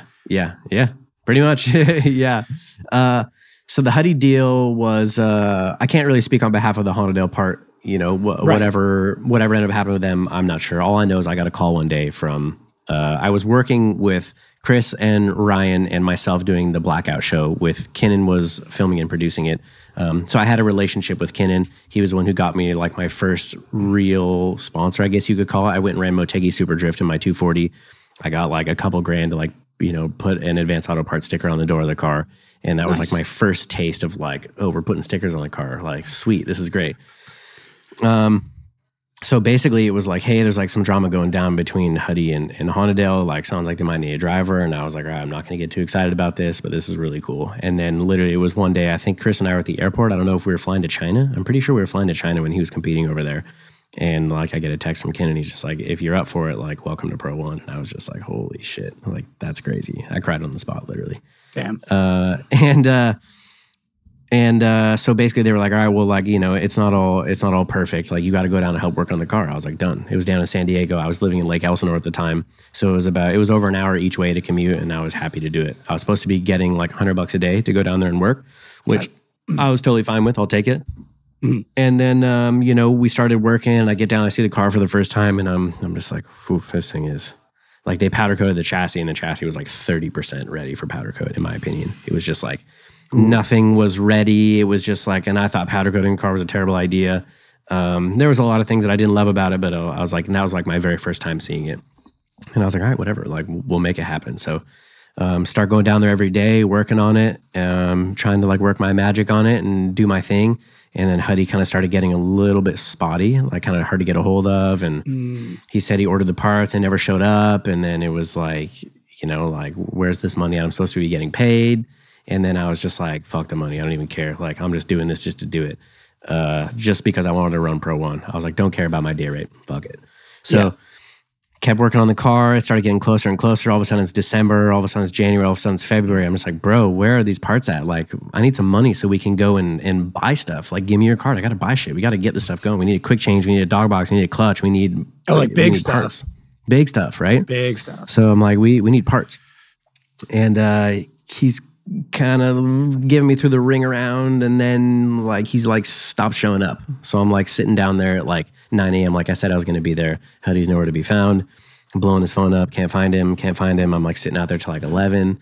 Huddy finally rolls up. I'm just like, bro, where the fuck you been? Like, you're the only one that has the keys to the shop. Like, I can't even work on this car. It's now February 10th on my birthday, and like Long Beach is coming right up, and this car's a long ways off in my opinion. I know how long stuff takes to do. I've been building cars at this point for a while. I'm like, we need to jam on this thing. So I ended up flying one of my buddies, actually Chase Schmidt, came down to help me work on the car. I flew him down. My dad was down helping me work on the car because Huddy was just basically useless at this point. Like it would be hard pressed for him to show up and unlock the shop, you know? And Huddy's got his own demons, you know what I mean? Like I was very salty for a long time to the point where I was just like, I had terrible thoughts about him. Like I wanted to like find him, and like if I saw him at a gas station, I swore I'd go up and just punch him out cold or something. I don't know. It was all bad. I've since matured, but at the time it was just like I just felt so robbed. Like I just felt like I knew he got money to do it, and I think he was spending the money on something else, and that was just such a betrayal to me, you know. He was just like, well, I gotta like buy this other stuff so that like I get this business going. Once this business is going, we're good. Once this business is going, we're good. He kept saying this. I'm just like, dude, I feel like you're a drug addict.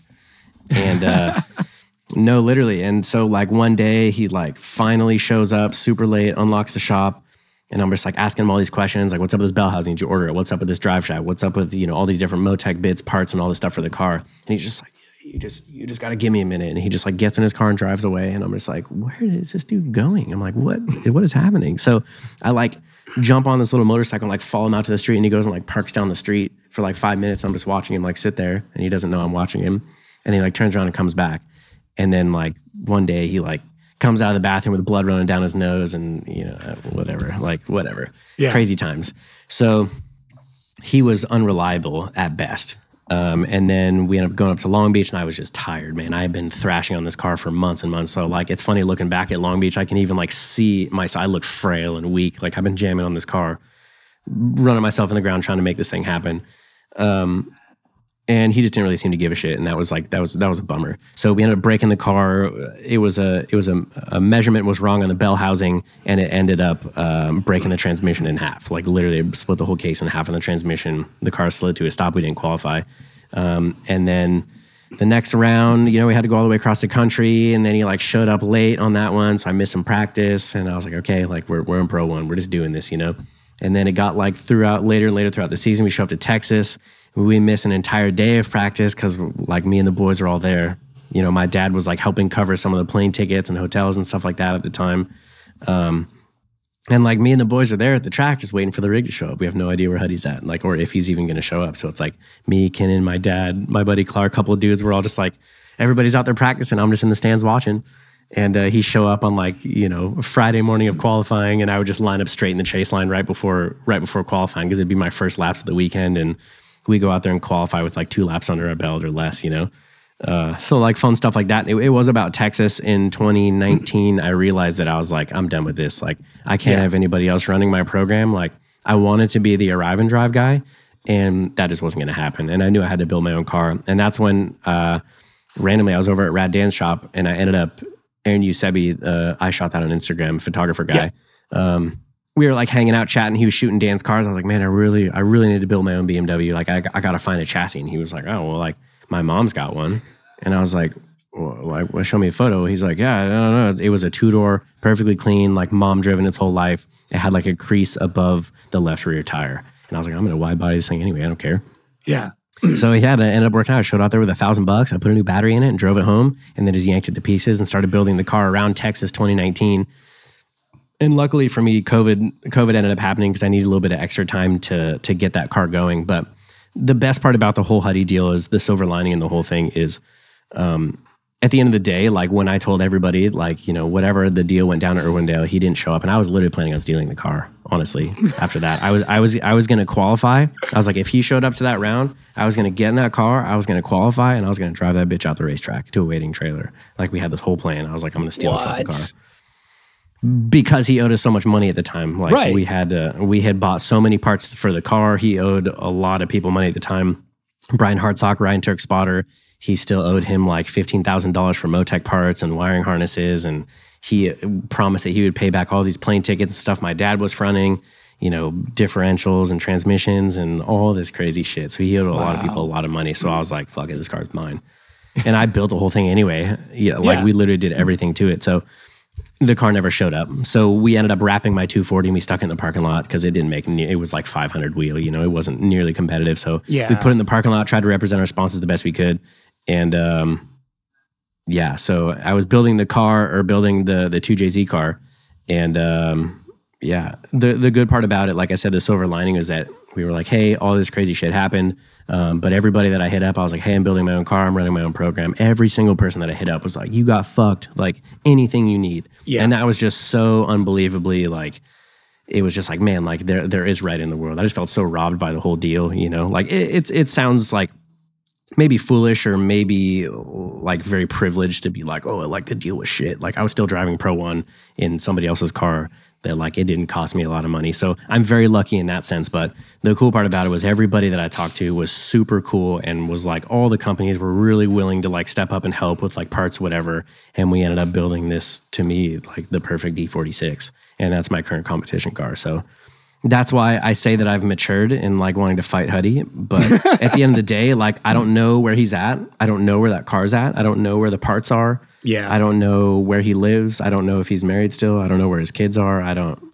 Yeah. It's done. I walked away. Yeah. And I was just like, you know what? Like, if I saw him now, I would just be like, holy shit, dude. Like, you're alive. Like, I would just be like, dude, where have you, like, what has your life been like since I saw you last? Because no phone calls, no text messages, not one single bit of communication with him since before Irwindale 2019, which is crazy.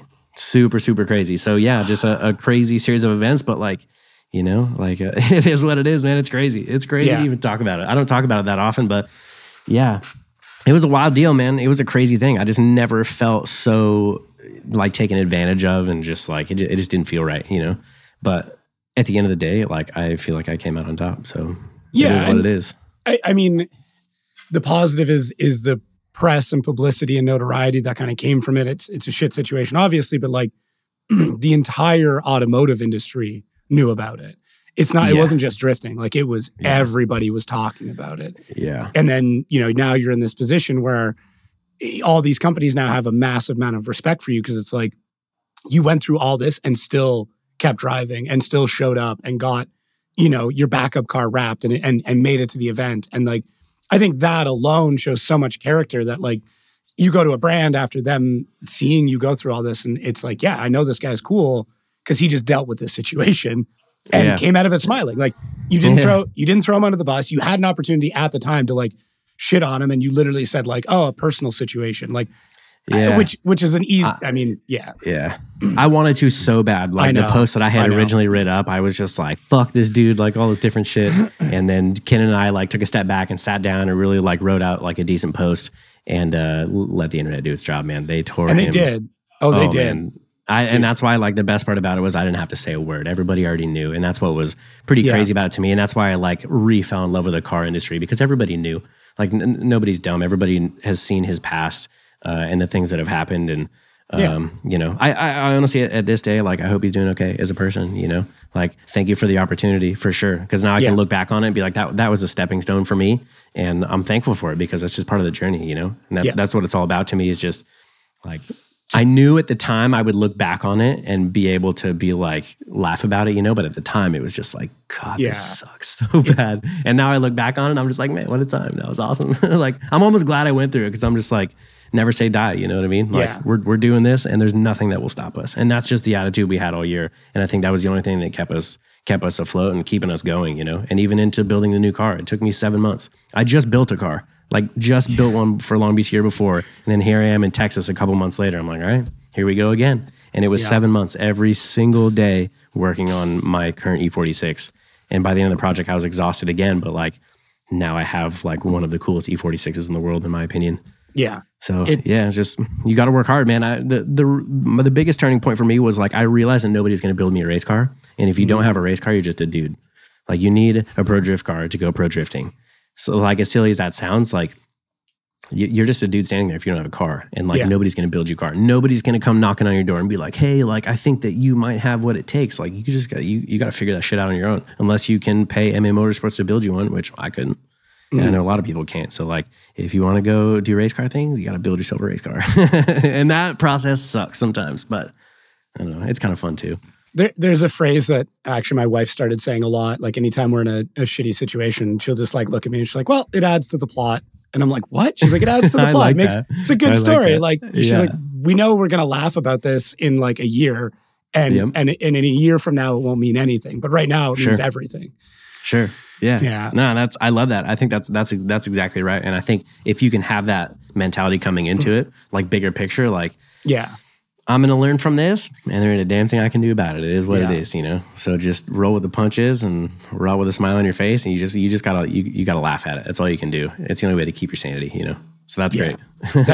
No, it's good. I'm glad. I mean, for me, when it happened, I dove into it pretty heavily. I was one of those people on the forums like, okay, who is this guy? What's his background? Where did he get? Like, I mean, it's just what I enjoy. The research is what I love.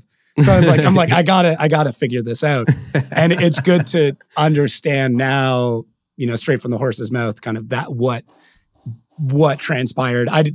The stealing the race car thing gets me, because that's hilarious. That bitch was mine. I was just like, I had a whole plan. I was just like, I'm gonna go qualify. I'm gonna pull right off the track. I'm gonna drive right by him unless he dives in front of the car. And I was just gonna drive it straight out of the racetrack onto that road in front of Irwindale and just drive it down the street and have somebody come and get me. Yeah. That was my plan. It really was. And it didn't work. It would have been epic, though. If I could have got away with that, that'd have been the sickest thing ever. Italian job style shit right there. Yeah, dude. Yeah. It was. I'd never been like so nervous, because like if that car showed up, I was like, all right, here we go. And the car just never showed up. So I was like, oh, dang it. But whatever. Yeah, that's all good.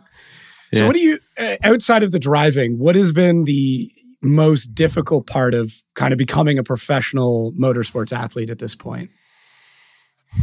Probably I think just the road getting here. Like driving aside, the driving is difficult for sure, but the driving kind of came to me fairly naturally.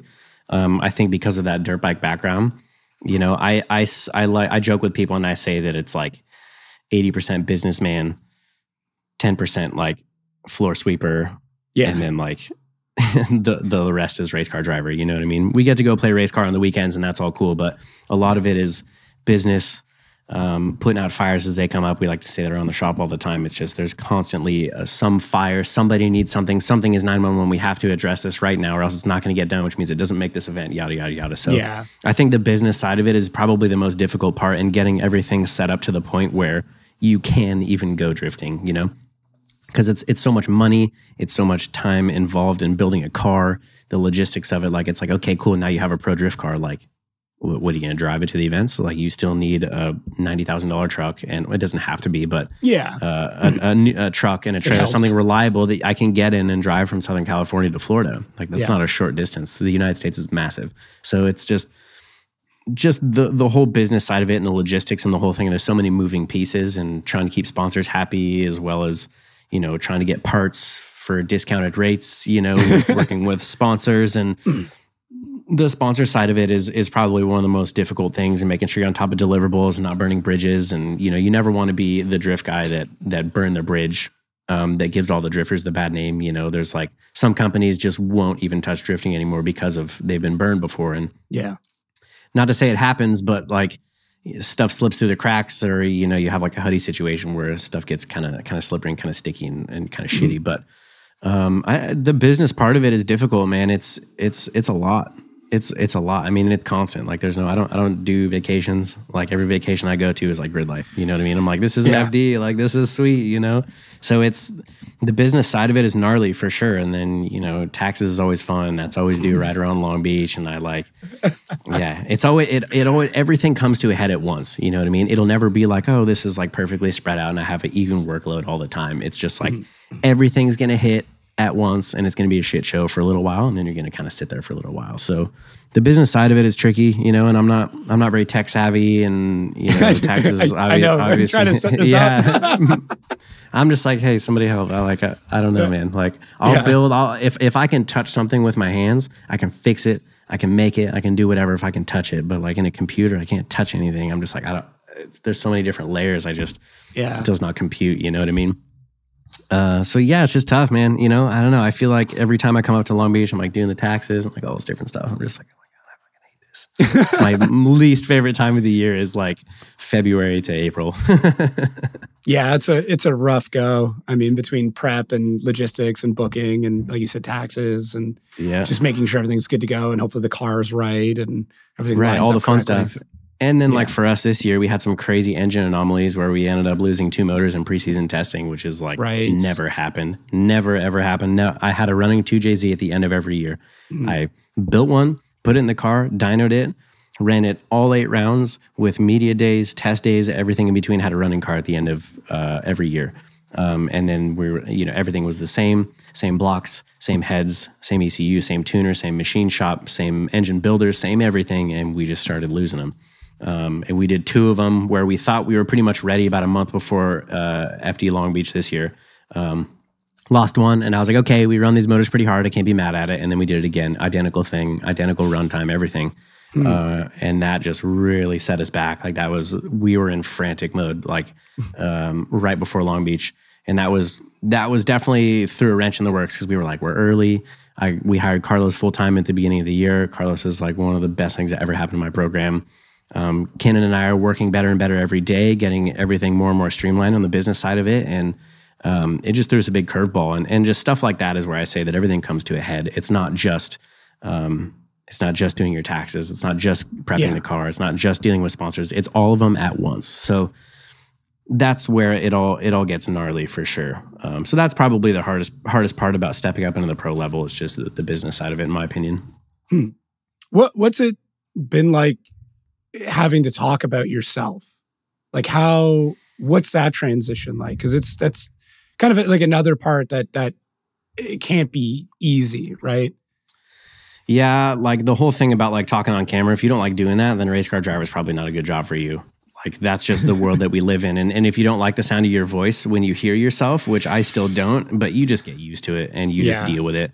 And then talking about yourself, like I try and keep it as relatable as I possibly can, because at the end of the day, everybody that's watching it is just like, I want to see what you're feeling. And to me, that's what I think. And that's kind of how I try and when I talk on camera or I talk to somebody or about myself or whatever, I just say how I feel straight up. I'm just like, I'm stoked, or I'm bummed, or I'm smiling because I am stoked, or I just try to show my emotions as much as I can. And just because I think that's what people want to see. They just want to see life through my eyes, or our eyes, I should say, as drivers. And it always is kind of weird talking about yourself. You know what I mean? I've always been a humble person. I don't like to brag or whatever. So that's always kind of strange, you know, but it's just like anything, you kind of get used to it, I guess. Yeah, before this call, I was kind of excited because you have some media training, but not a ton. And it's not like I was going in talking with Vaughn or Chris, who like they've spent years, decades being media trained. And I was kind of like, okay, I think Dylan's going to be a bit of a wild card. But like, I also know that you can mind your P's and Q's when you have to, but you're also, you know, a little bit more or a little bit less calculated than those guys are. So that was like, I was like most excited. Yeah, I try and keep it pretty loosey-goosey. Like, I try not to swear and everything. That doesn't always go to plan. But at the end of the day, I feel like the world that we live in is anybody has access to anything at any time. Everybody's got a phone. So, like, at the end of the day, like, I think that the whole, like, how do I say this without... See, this is it. This is where the media training comes in. Yeah. Like, the corporate, like, the corporate motto of just, like... perfect and proper.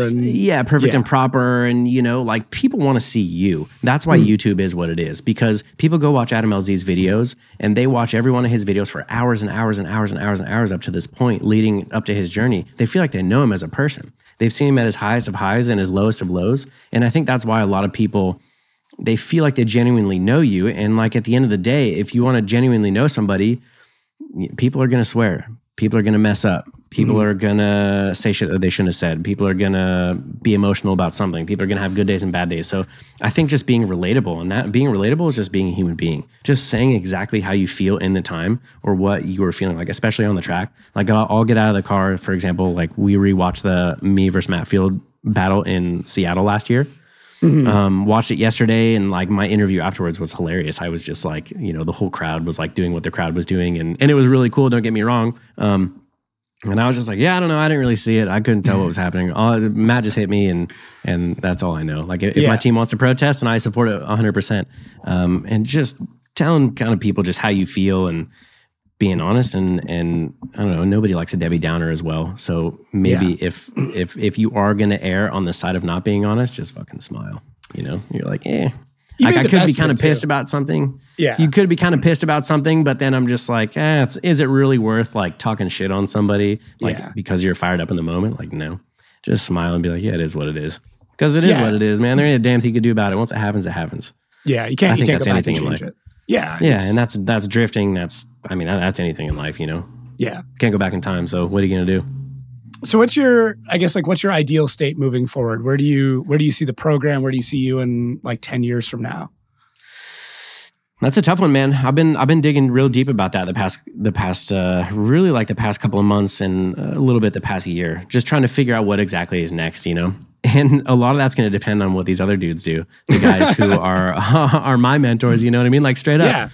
I'm real curious to see what like Vaughn, Ryan, Chris, Osbo, you know, all these legends of the sport who have been doing it. Like they're a couple years ahead of us, and just how I kind of came into the sport, I'm kind of like a little bit on their coattails, you know, like seeing kind of what they're doing and modifying it and putting my own little twist on it. I don't know, man. I think in 10 years, I would probably like to be doing some sort of Hollywood stunt driving. Really? Because there's good money in it, man. Like you, like at the end of the day, money makes the world go round. Like it's just true. It's just how it is, you know. And I like my toys, you know. And I'm always gonna like my toys. So I think that that's a good way to stay relevant, stay sharp, be able to work on some really cool stuff, meet some really cool people, travel around, do some really cool stuff. I've done like a couple of music videos. I did a Billie Eilish music video one time, just as a very, very small driving part in it. Like the one where she's like walking down the middle of the road where the cars are like swerving around her. I don't even know what song it was, but I was one of those cars. I did a Travis Scott music video shoot with Don Tolliver, was like ripping some donuts in a couple of Chris's cars. And so I've done some of that stuff, and it's like it's so easy. Like it's compared to pro drifting, there's like no pressure, no stress. If you nail the shot the first time, great. Even if you don't, you're going to film it 10 more times anyway. So like, what's the point in nailing it the first time, you know? So I think that it's easy. There's really good money if you can get a part of the SAG program. Maybe not right now because it's a little squirrely right now. Strikey stuff going on. Yeah, it's a little squirrely right now, but I think they'll get their shit figured out. I think so. I think that could be cool, or even, you know, I'm interested in so many different things, you know, like I always thought flying was the coolest thing ever. When I was growing up, I wanted to be a helicopter pilot in the Army. That obviously didn't come to fruition, but I think flying's cool. I think boats are cool. I think cars are cool. I think stunt driving is cool. I mean, there's just so many things that I want to do, but I think as far as a career, like probably living somewhere like out in the middle of nowhere and just flying into LA when I have to.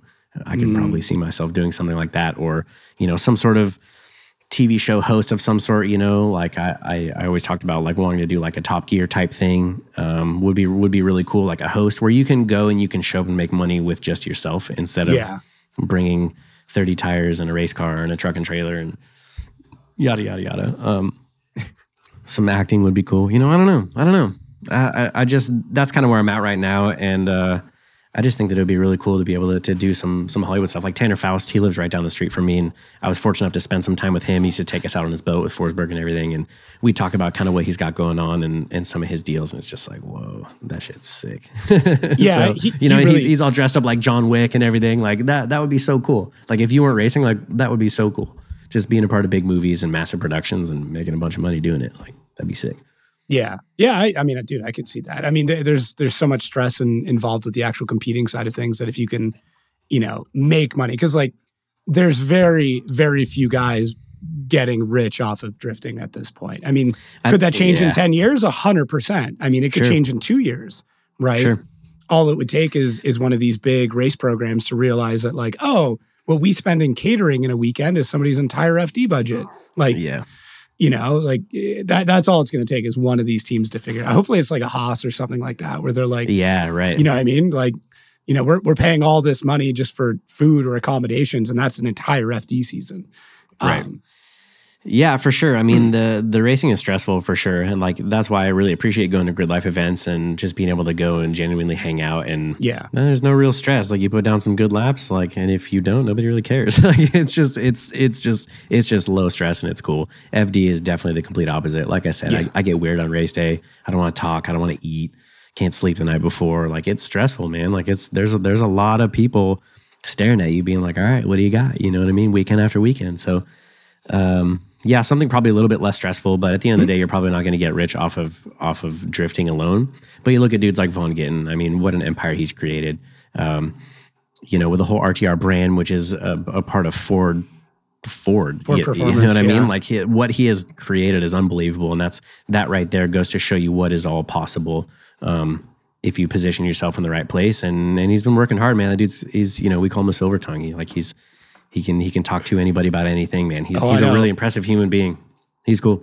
Yeah, I joked that like during my podcast with him, I think I asked 8 questions, and that was like 2 hours when we were done. I was like, I have so many more things I need to get to. But he's a cool dude. I've been fortunate enough to spend some time because he lived in Maryland when I was living over there, and he was just like 30 minutes up the road. So we would go over to his place and we'd party and hang out late at night and cruise side by side around that quarry he had out back at his house, and had a lot of good times with Vaughn. And just, you know, even we've like been to the casino with him, and he goes outside of the casino and there's like a bellboy working there. He starts asking him questions about the casino and about the property, and he's very, very curious about everything. Yes, constantly. I think like constantly, like it doesn't matter who you are. He's always asking you very questions, pointed and specific, and he listens. Like, it's not like he just asks to be polite. Like he'll ask follow-ups and then like go dive, and then like, yeah, it's very interesting. And then grill you on the decisions you've made it up to that point. Like, why did you? Well, why is it like that? And you're just like, well, it's just how it is. I don't know. Like, am I in a job interview right now? It is wild, and I found that with a lot of very successful business people. I mean, with my day job, I interact with a lot of people like that, and it's a very common thread where they're infinitely curious and can somehow always relate. Right. They always have a story that'll fit in with whatever you answer. Like, oh yeah, I have this thing. And then they build rapport immediately. It's crazy. Yeah. So, I mean, just look at Vaughn. So that is what is capable. That's what drifting can, it's possible, right? That's what drifting, if you have the drive and that's a direction that you want to go, it is possible. I don't really have any interest in owning a team. I don't know why that never really tickled my fancy. I think that, I just don't like working on other people's shit, you know? Like, it's just, one race car driver's enough. Like, I can straight up, I can be a little bitch sometimes. And I think that's how all race car drivers are. Things aren't 100%. Perfect, or things aren't going their way, or you're not getting the attention you think you deserve, you know? Like, race car drivers are race car drivers. So dealing with other people's crap doesn't really sound like that much fun to me unless I was completely hands off. Yeah. But yeah, I don't know. I think I'd rather just go and attempt some Hollywood stuff, or I don't know. That would be pretty cool in 10 years for sure. But I could see myself doing drifting for as long as I can. You know what I mean? Or as long as I want to. But at this point, like, I want to. I love it. I really do.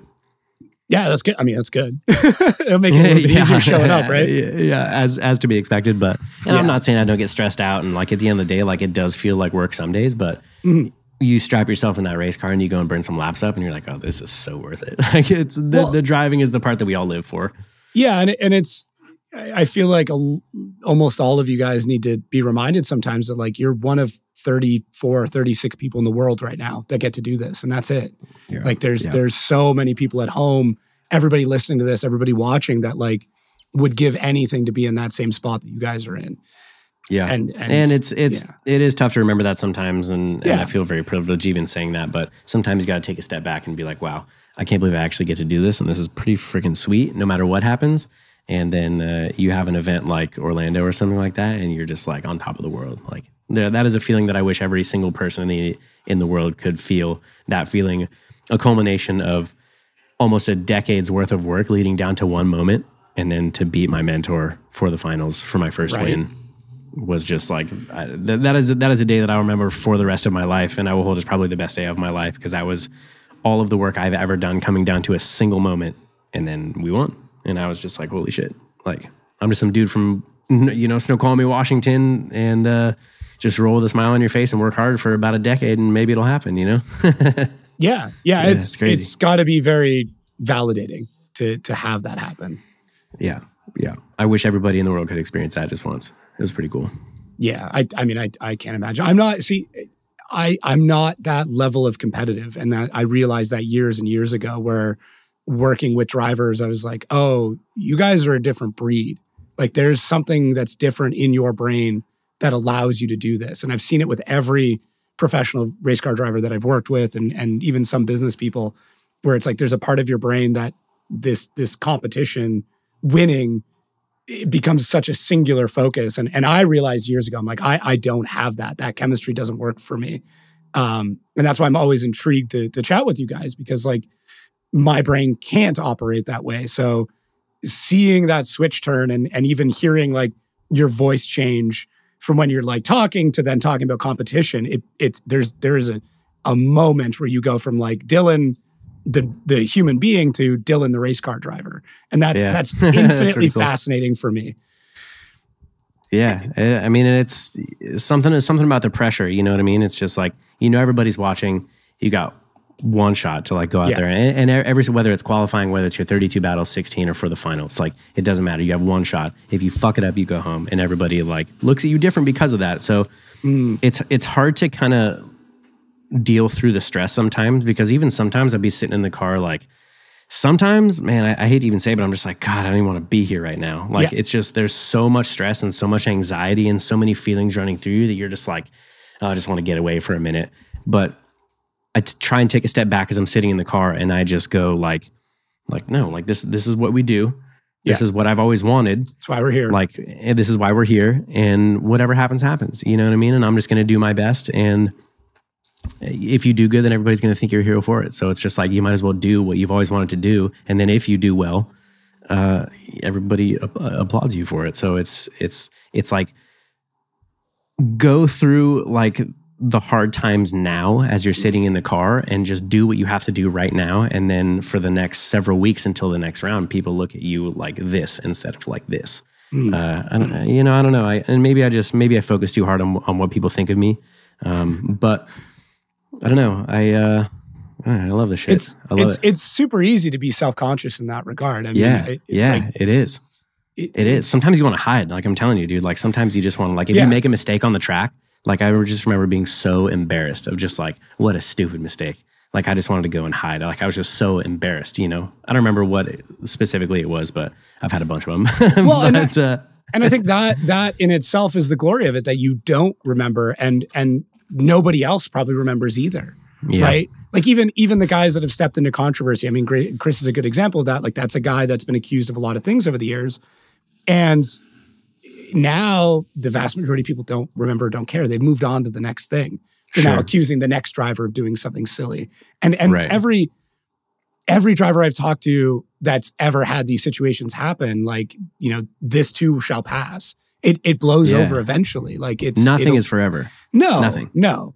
And I saw an interview. It was like Tom Hanks and Shia LaBeouf and like all these very, very famous people. And Tom Hanks brought that up and he's like, this too shall pass. Like all these incredibly good things in your life, this too shall pass. All these incredibly bad things, same thing. Like you need to remember that like the highs that you have winning against your mentor after, pushing for 10 years, that feeling unfortunately will wane and disappear, but so will that embarrassment of, whatever situation it was at that time. Yeah. Blowing it in whatever event it was. Yeah. This is what I mean. You don't even remember anymore, right? Yeah. Life is just about learning and moving on. That's all you can do. To me, there's only right now.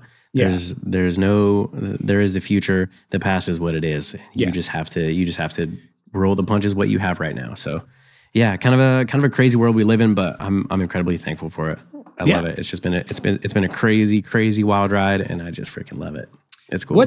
What's an experience that maybe most people wouldn't know about that drifting has afforded you, or even racing in general has afforded you? Like maybe something that's happened, preferably something that's happened off track that like maybe somebody knew who you were, or like I'm always interested in that because you guys are under the microscope as soon as the driver suit's on, but as soon as it's off, you guys are regular humans again.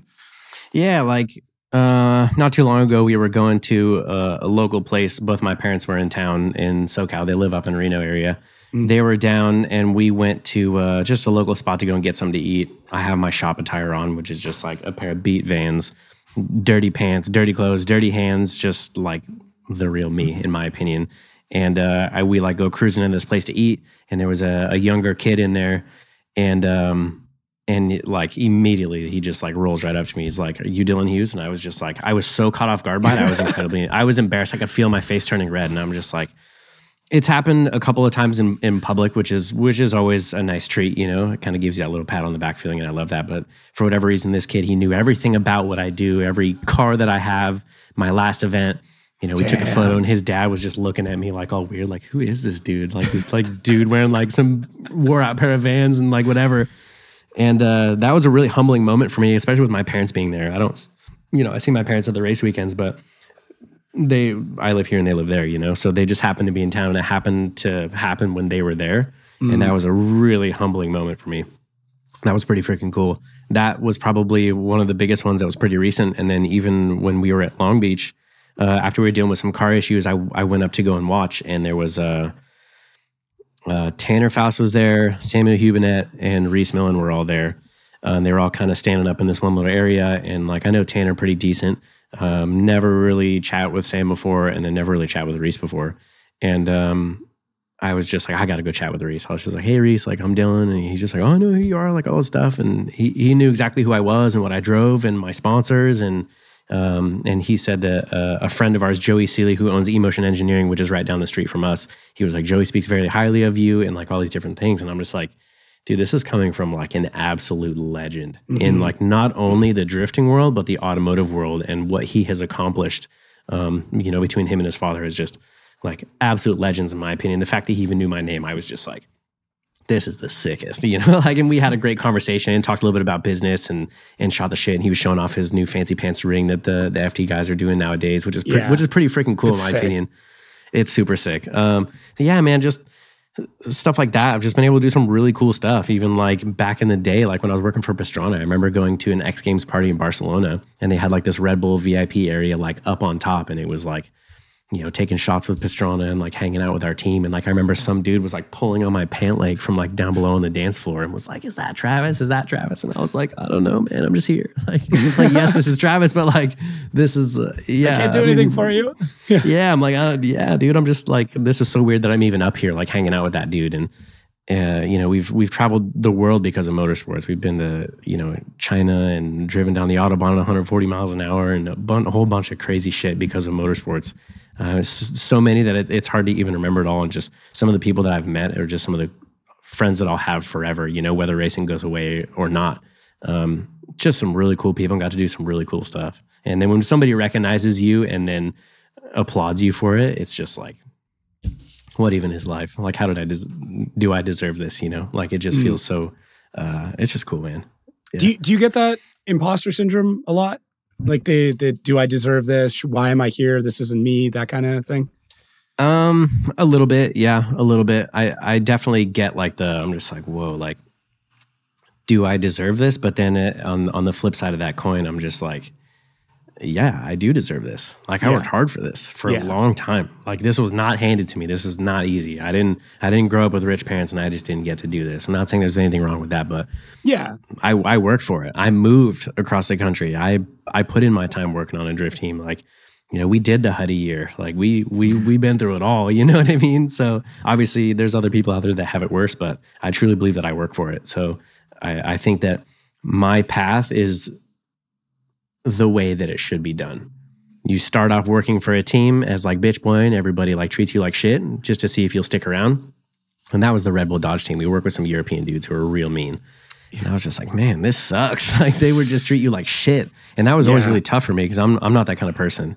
Just to see if you'll stick around. Yeah. And that's, you work your way up from digger boy on the tractor to like somehow landing a deal because you worked hard to travel with Pastrana, to somehow meeting, Chris Forsberg's crew chief, to somehow working for Chris, to somehow driving Pro 2 with Chris spotting for me, and then somehow driving Pro 1, which was a shit show, and then building my, it's just, as long as you're on that upward trajectory, like you got to choose a direction and go for it. So as long as you're on that constant upward incline, like just gotta keep stepping the stairs, man. So I believe I work for it, but it is always cool when somebody recognizes you for sure. It's not like, it doesn't happen to me like I'm sure it happens to Adam LZ or anything like that, but every once in a while.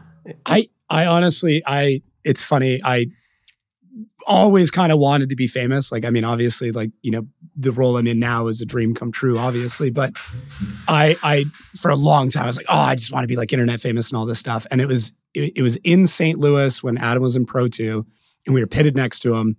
And he had to like escape out of the back door and like kind of like his security guard came around and like set up a ladder and we're like, hey, what are you doing? He's like, nothing. And I was like, okay. And Adam like pops out, comes down the ladder, runs to his car and leaves. And like, that was the moment where I'm like, that seems like a little too famous for me. Like, you're like, maybe that's not for me. Yeah. I'm like, that seemed cool up until that moment. And I mean, it's nothing against what he's done. It's absolutely insane what he's accomplished. But I'm like, maybe it was because like nobody knew who the hell I was at that point in time that it seemed like much. Maybe now I'd be like, okay, that seems a little better. But I don't know. I think I'm very excited to get him on the show because I want to know like how hard that is. Because nobody talks about that. Like how difficult that's got to be. I follow Adam and I see his stories and like him and Colette like cruising around Target buying a bunch of shit and like sticking it in the back of his GT3 RS. You know what I mean? Like I think that is so cool. So, who knows how many people recognize him at a store like that. But and that's what I mean. Adam has always been a super cool dude to me. Like he's always like, he lets me park my trailer at his house. And like, I got the opportunity to go and like rip a couple skids at his place right after Orlando this year. And I got nothing bad to say about Adam, man. He's a super, super cool dude. Always been nice to me. And everybody that asked me about him, I'm like, same thing. Like he's a super genuine dude. And he's been able to capitalize on this market for sure. And he's absolutely murdering it. Like you go to that compound and you're just like, how old are you, dude? Like it's gnarly, dude. He's a smart dude and he's done really well for himself. It's just same thing with Vaughn, it's just just chase that path and just don't ever stop. And like you can see what people are capable of, like Vaughn and Adam. And it's just sick, man. Like sky's the limit, truly. Mm-hmm. So last question. What do you want your lasting legacy to be in FD? What do you want people to think about? What do you hope to accomplish? Like, how do you want this all to come to an end, I guess? I think that what would be really cool is just if people could see the journey. Kind of like what I had just said is just like, it is possible to come from somewhere, somebody who doesn't have a bunch of money, like I was fortunate growing up, but like my racing program was never paid for. Me and my dad like split like my V8 in my car, and we worked really hard on that. And I think that just the dude who climbed the ladder, who started from the very bottom and climbed through Pro 2, through the Huddy year, up into Pro 1, and then ultimately I want to be remembered as like one of the dudes who shred. Obviously, like with the likes of James Dean, I mean, I think that dude's on another planet as far as driving, and Osbo as well, and Chris, and there's a lot of drivers out there that are absolutely insane. And I want to be one of those. I want to be remembered as the dude who's like the small town kid who made it because of work ethic, and to show to other people that is possible. If you don't take things personally, like you're going to have highs and lows, and just don't take things personally. Don't stress the little shit, and just keep working no matter what. And there will ultimately be a day where you've worked so hard for so long that you can't go back now. Like I thought about it. I remember like before the Huddy deal, I was like, man, am I going to run Pro 2 again? Like, what am I going to do? And like, I'm already so far down this path. Like I can't stop now. Like that'd be the dumbest thing ever. I'm just going to throw away this past 6 years of my life. Like absolutely not. So just that climbing the ladder is possible. And I want to be remembered as, one of the best to ever do it. So that's kind of where I'm at. Yeah. Yeah. Well, I mean, you're well on the way, man. You're definitely well on the way. Thanks, bro. I'm trying, man. I'm trying. It's like I said, I mean, we all know it's not easy, but if it was easy, everybody would do it. And I know that sounds cliche and stupid, but I truly say that I say it to myself all the time. I'm just like, when you're constantly putting out fires at the shop and there's dealing with all the bullshit, it's just like, if it was easy, everybody would do it. Nobody, there's only 34, 36 of us for a reason. Like it's hard. And that's the way that it should be, because if it was easy, you'd have a bunch of yahoos out there. You know what I mean? Like, just climb the ladder and keep jamming. Nice. Well, thank you again. Is there anything you want to shout out? Anything big coming up? Social links, any of that stuff? I'll put your links down in the description, but. Just Instagram, YouTube. We're going back to Bonneville this year. As we're filming this now, I leave for New Jersey on Wednesday. So, we're just gonna go out there and jam. It's always great to go out there and hang out with the Knapp family, Chris Knapp and Mike Knapp, the guys who own the track. Unbelievable people. And can't wait to see my drifting family. And thank you to my sponsors. Obviously, Royal Purple Synthetic Oil, Permatex, GT Radial Tires. Just everybody for supporting me. I cannot do this shit without them. So like from the bottom of my heart, thank you to those guys. And I'm a lucky human being. I will say that. I get to live out a lot of people's dreams. So I don't have a damn thing to complain about. Sick. Well, thank you for making this work. I'm glad we got through all the computer issues. We got it all sorted. It was good. Yeah. Got scheduling stuff done. I get it. You guys live such a nuts life. That's why I always try to be as accommodating, because I get it. So I'm glad you got the dyno time in this morning, and we got this all sorted. So Jacob, cool. Thank you for your time, dude. I appreciate it. Dude, and thanks for stepping up and giving the FD fans what they need, which is a podcast, and asking the questions that people want to ask but maybe can't. So hats off to you for doing your thing, and respect. Thanks, for sure. I appreciate it. Well, and thank you for everybody listening at home or watching at home. Definitely watch, because Dylan does a lot of stuff with his hands. I don't know if he even knows it, but I'm like a tweaker. I can't stop moving. It's all good. But thanks everybody for listening and or watching. Appreciate it. If you like the show, share it with a friend. Let's try and, I always like to see like if social numbers jump after these episodes. So I'm always curious. I always check that. But thank you for doing this. And I'm going to see you in a few days. So see you. See you in New Jersey, my friend. And like I said, I appreciate your time. Thank you, Jacob. All right. Thank you.